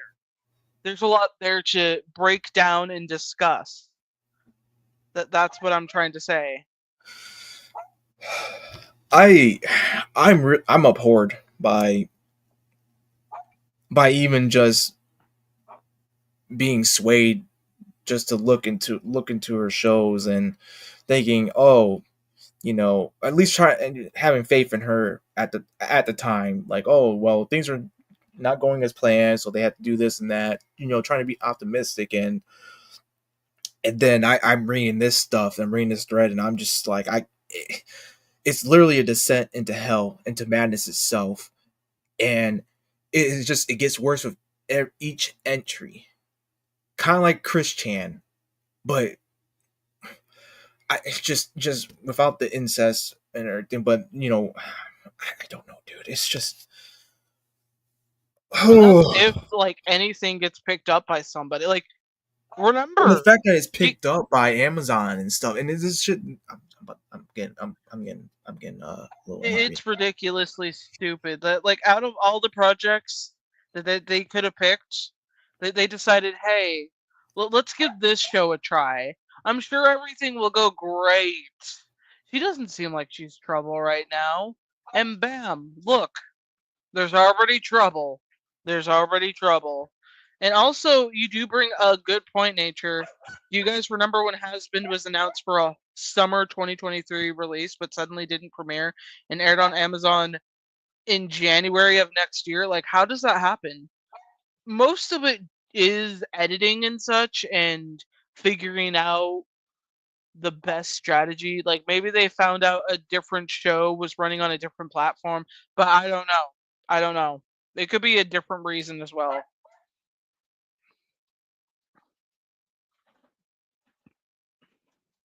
Like Viv claimed in an interview, the delay was because Hazbin didn't have a streaming service. With what the fuck? They were owned by fucking Amazon, shoving it on Amazon Prime. What? I'm confused as fuck.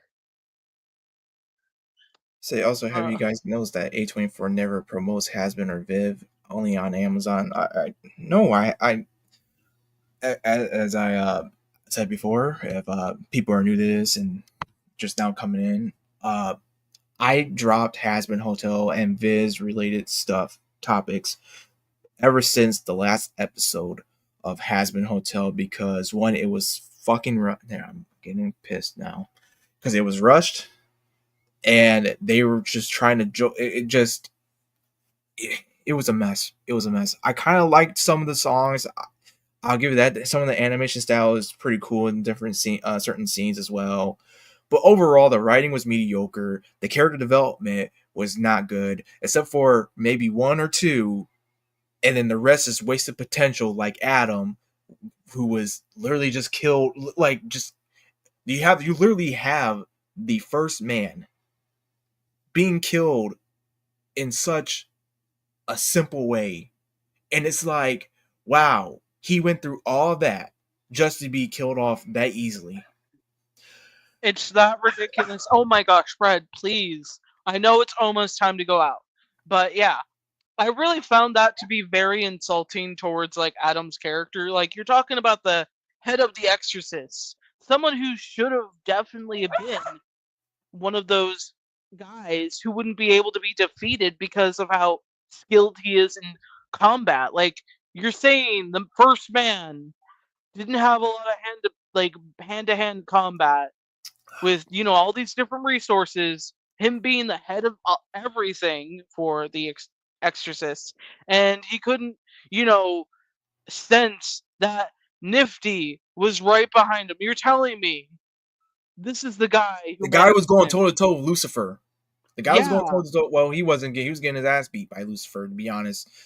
But it's he. like Ugh. they. It just makes no fucking sense. And It's then they so weird that they acted like the pilot was canon when it's not on Amazon, so new fans don't know, and there's massive plot contradictions. Yeah, that's pretty much it. That's pretty much it with I don't. that Hmm. area. It's just when I first saw the pilot, I thought, okay, pretty cool, and then continued on with the series. But something felt like there was something missing, like joke wise, feeling wise, vibe wise. And I'm not saying the pilot was perfect. Hell no. Hell no. There was just as different quality things that I didn't like about the pilot, but compared to the main show, it There was a lot of wonder. There was a lot of yeah, wanderlust for the pilot, because it made people. It did an effective job of, hey, we're interested in this. We want to see more of this. We're actually hyped about this. But while they're working on Hazbin Hotel, they're giving us episodes from Helluva Boss, which is in the same freaking lore. Well, on another side of town basis, but you know what I'm saying. It's just I yeah I just reading this stuff is I don't despise her. It's more of a it's I just feel swindled. I just feel swindled as a creative and as a former fan. And I was gonna be. Luckily, I'm not really a customer. I was thinking about buying some stuff, but I'm glad I didn't. But this is the creator of just mediocrity.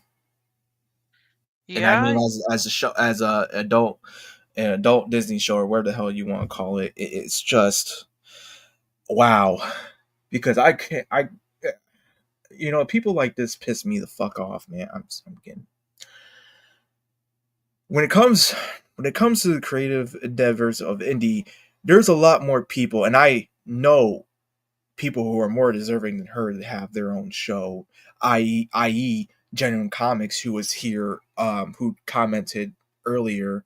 That guy has had successful campaigns upon successful campaigns of with his comic Perfect 10 and American Bliss and his little magazines as well.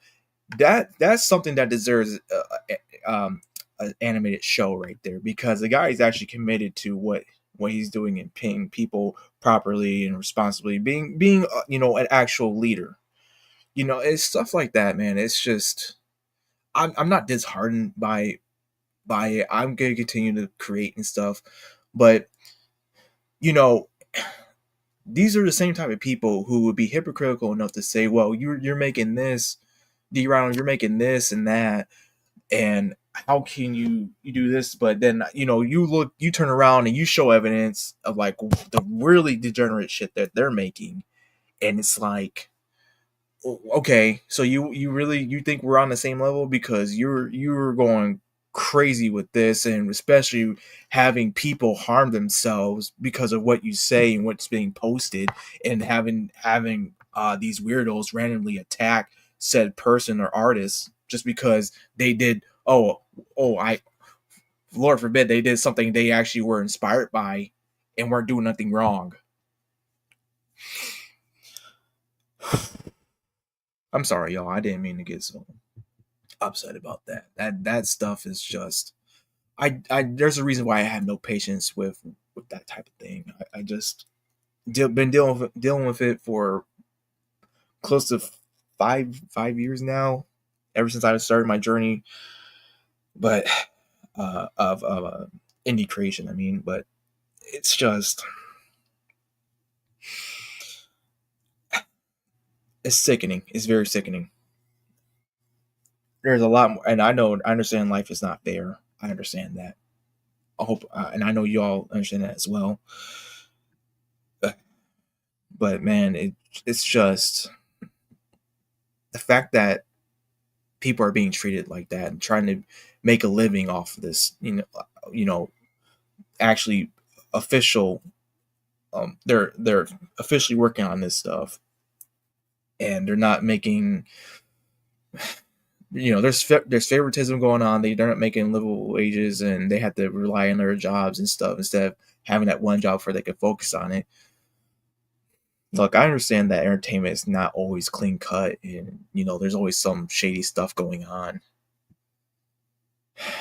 but that doesn't excuse the actual creator and other people involved being just inhumane towards those who are just trying to do their work. And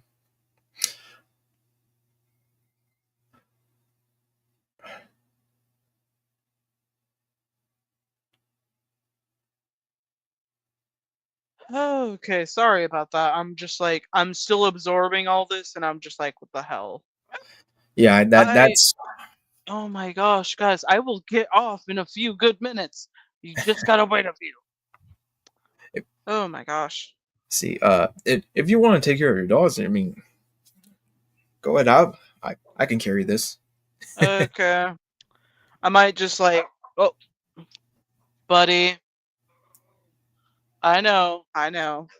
See, Let me go deal with them real quick then. all right. Seeing the Vivziepop's BS is like when Butch Hartman was exposed for being not that. Yeah, the creator of Fairy Odd Parents All. Yeah, the connected universe and lore thing barely matters because it doesn't really feel like the worlds are connected. Yeah, and that's the thing too. That's a great point. It doesn't even feel like it's connected, except for it's just it's almost the same scenery, but that's it. I was like, that might as well just be an alternate dimension or something. Nature. I'm really paranoid the stands will find this stream. Like they actually scare me, especially when some of them actually work in education. Well, so does a certain group of people that work in education. Um, I'm not gonna say it.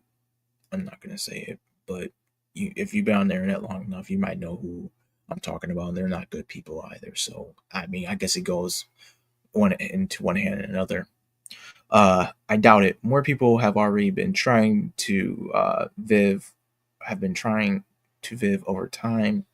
It's like a sinking ship with more water flowing in. Yeah, like using a bucket to try and get the water out, and it's like it's not doing anything. Uh, can we also talk about how Angel in the fan service character is a fan service character, but his fan service isn't something he chooses, but rather forced on? God.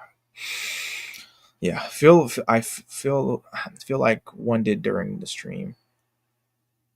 I don't give a fuck. I don't give a fuck. I'm sorry. I'm not trying to be so brash, but I just don't give a fuck. I'm tired of I'm tired of certain adults acting like kids just because they have we don't agree on something and they have this whole tirade where they're mentally stunted to the point where they just can't control their emotions and their behavior because oh, woe is me, that happened to me. They're always being the fucking victim instead of just owning up, instead of being in a I don't understand where this whole thing is. We live in such an advanced society, but yet we have this going on, man. It's like, take accountability, man. Don't be afraid. Don't be scared. But we live in a society, as Joker would say. No, I'm just kidding. But it's also insane that Hazbin got 4 seasons. Good luck.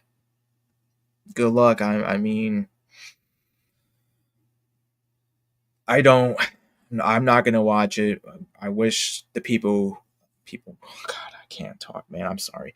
I wish the people who work on that uh, the best of luck. The ones who are actually just trying to do their jobs and just survive in their day. Because man, it's just I don't know. We live in like bizarre world kinda. I'm not I'm not again, it's not for me. I did 1 season and I said no, I'm cool. I'm good. Saw what I need to see there. And again, it's not me trying to be like a tough guy or anything like that. It's just literally seeing this on Twitter, seeing videos, and it's not just Hazbin Hotel. I'm just talking about, the stuff like this in this range. I've been watching videos about stuff like this before I even made a YouTube. Before I made my first YouTube video, and just seeing how people would just overreact 90% of the time. Now that 10%, there's valid reasons, but that's the minority, unfortunately, because a lot of times people just overreact. Well, the ones who just also, as someone who was in a toxic mindset for a while, it generally upsets me Viv doesn't care about who she hurts. Well, I that's why I don't care either. I don't care about, as in, like, I don't care about what she has to say about people and what her followers have to say. Because look, I'm gonna try my best here. I'm a little tired too. I'll be honest. I'm a little tired. I've been up almost all day. Oh boy, I am back from the dead. Welcome back, Kate. Welcome back. Let's see what we can say to make sure. Okay. See. Also, I saw that the episodes did get leaked. Like, I have many regrets, but I cannot understand how she feels nothing. I just hope I just hope one day people get justice. Yeah, me too. Yeah, this That's a is. lot of shit to have in your closet, and people are still not smelling it. Like, what the fuck? This is ridiculous, but yeah. Well, that's why they're called fans, because they're fanatics. That's why. And I'm not, and I'm talking about, again, clarifying. I'm talking about the people who take things a little too seriously. Those are the ones I'm calling fanatics, right there. The Yeah, fans, the fans who actually just, okay, they're your everyday normal person. Okay, that's a fan. They're not doing anything crazy, but the fanatics and all that, man, it's just like, why I don't understand. Like, there's like this territorial aspect of it, like they have a stake in the show or something, or show. It's not just, again, it's not just Hazbin Hotel and Helluva. Is with just shows in general. It's like they got those people who think they get territorial about this stuff, and it's like, dude, you literally you didn't really help build the show or make the show, or you weren't even in the process. You literally came right when the show was done and it aired. That's it. I get that I understand that we get emotionally invested into this stuff, especially with video games and all. But when it's to the point where you're becoming extreme, dude, it's like, okay, we gotta slow it down for a bit, and maybe yeah. I, and this should be common sense, honestly. But again, we live in such a advanced society, supposedly, that you know the, we got a lot of dumb people. I'm not trying to be mean or anything like that. It's just you see it on social media every day. You try not even, Lord knows I try not to find that stuff. The stuff finds me. And I'm just like, why would that person do that? Why? I cannot fathom to be in that mindset of that person. I feel like Uh, people are living vicariously through Viv. Yeah, that makes sense. A lot. I hate modern fandom culture so much. I can agree. I can agree. There are some people who don't need specific things like cartoons, video games, or comics in that kind of way. Because there's one thing to being like able to get your emotions and such out in a healthy manner and enjoying yourself, and then there's the fanatics that are just so fucking weird and obsessed with one specific character, and then being so fucking weird to the voice actor or creator of said show and willing to kill for them, like those kind of vibes. Yeah, I don't think those people need entertainment. They just need their parents or some kind of guardian watching them, or time in a mental hospital. Either one, either one. Yeah, I again, I just let's see. I blame Voltron fandom being ground zero. Really? I thought it was Steve. Wait, I thought it was, honestly, I always thought it was Steven Universe. It's got to be something like in that time zone because honestly, it makes sense. It makes lots of sense. I don't know which Voltron you're talking about though. Are you like talking about like the very first Voltron, or are you talking about like Voltron like on Netflix or something? Because I is I that think Netflix? they Yeah, mean the like modern one. the modern one. Yeah, yeah. No, I can remember. I can recall. Wait, no, actually, the one I can recall all the way back is either Ruby or Steven Universe. Yep. Is Seems like either one of Ruby or those. Steven Universe. That's the only one. Those are the ones I can recall from the earliest time. No, the Voltron fandom actually made the cast and crew afraid for their lives for Legend. What the fuck, dude? Oh wow. And the DreamWorks Netflix. When I think, also don't forget Steven Universe. Yeah, I. Oh, I wish I could forget, to be honest. The newest Voltron is awful. I was never into Voltron. I tried to get into the mecha. I just couldn't do it. The only thing close to mecha, as you as you can say, is Transformers, and now I'm about to get hate. I'm about to get a lot of hate from both Transformers and mecha enjoyers. But that's the only one I can actually get into is Transformers, even though I know it's not mecha. It's just uh, I feel like when Steven Universe ended, the hell of a show took over as the toxic cartoon fandom. Then well, it was She-Ra for a bit too, for on Netflix. It was She-Ra for a bit too. And then when She-Ra got canceled, because I still watch Clownfish TV, but you know I would catch up on my entertainment like that, trying to educate myself on what's going on at Spear. Then when it got canceled, people were losing their minds about it. Even when it wasn't canceled, people were still, well, the fanatics were still losing their mind over the slightest things as well. Um, like a Clance, like a Clance shipper literally held leaks hostage and threatened to release them unless their ship was made canon.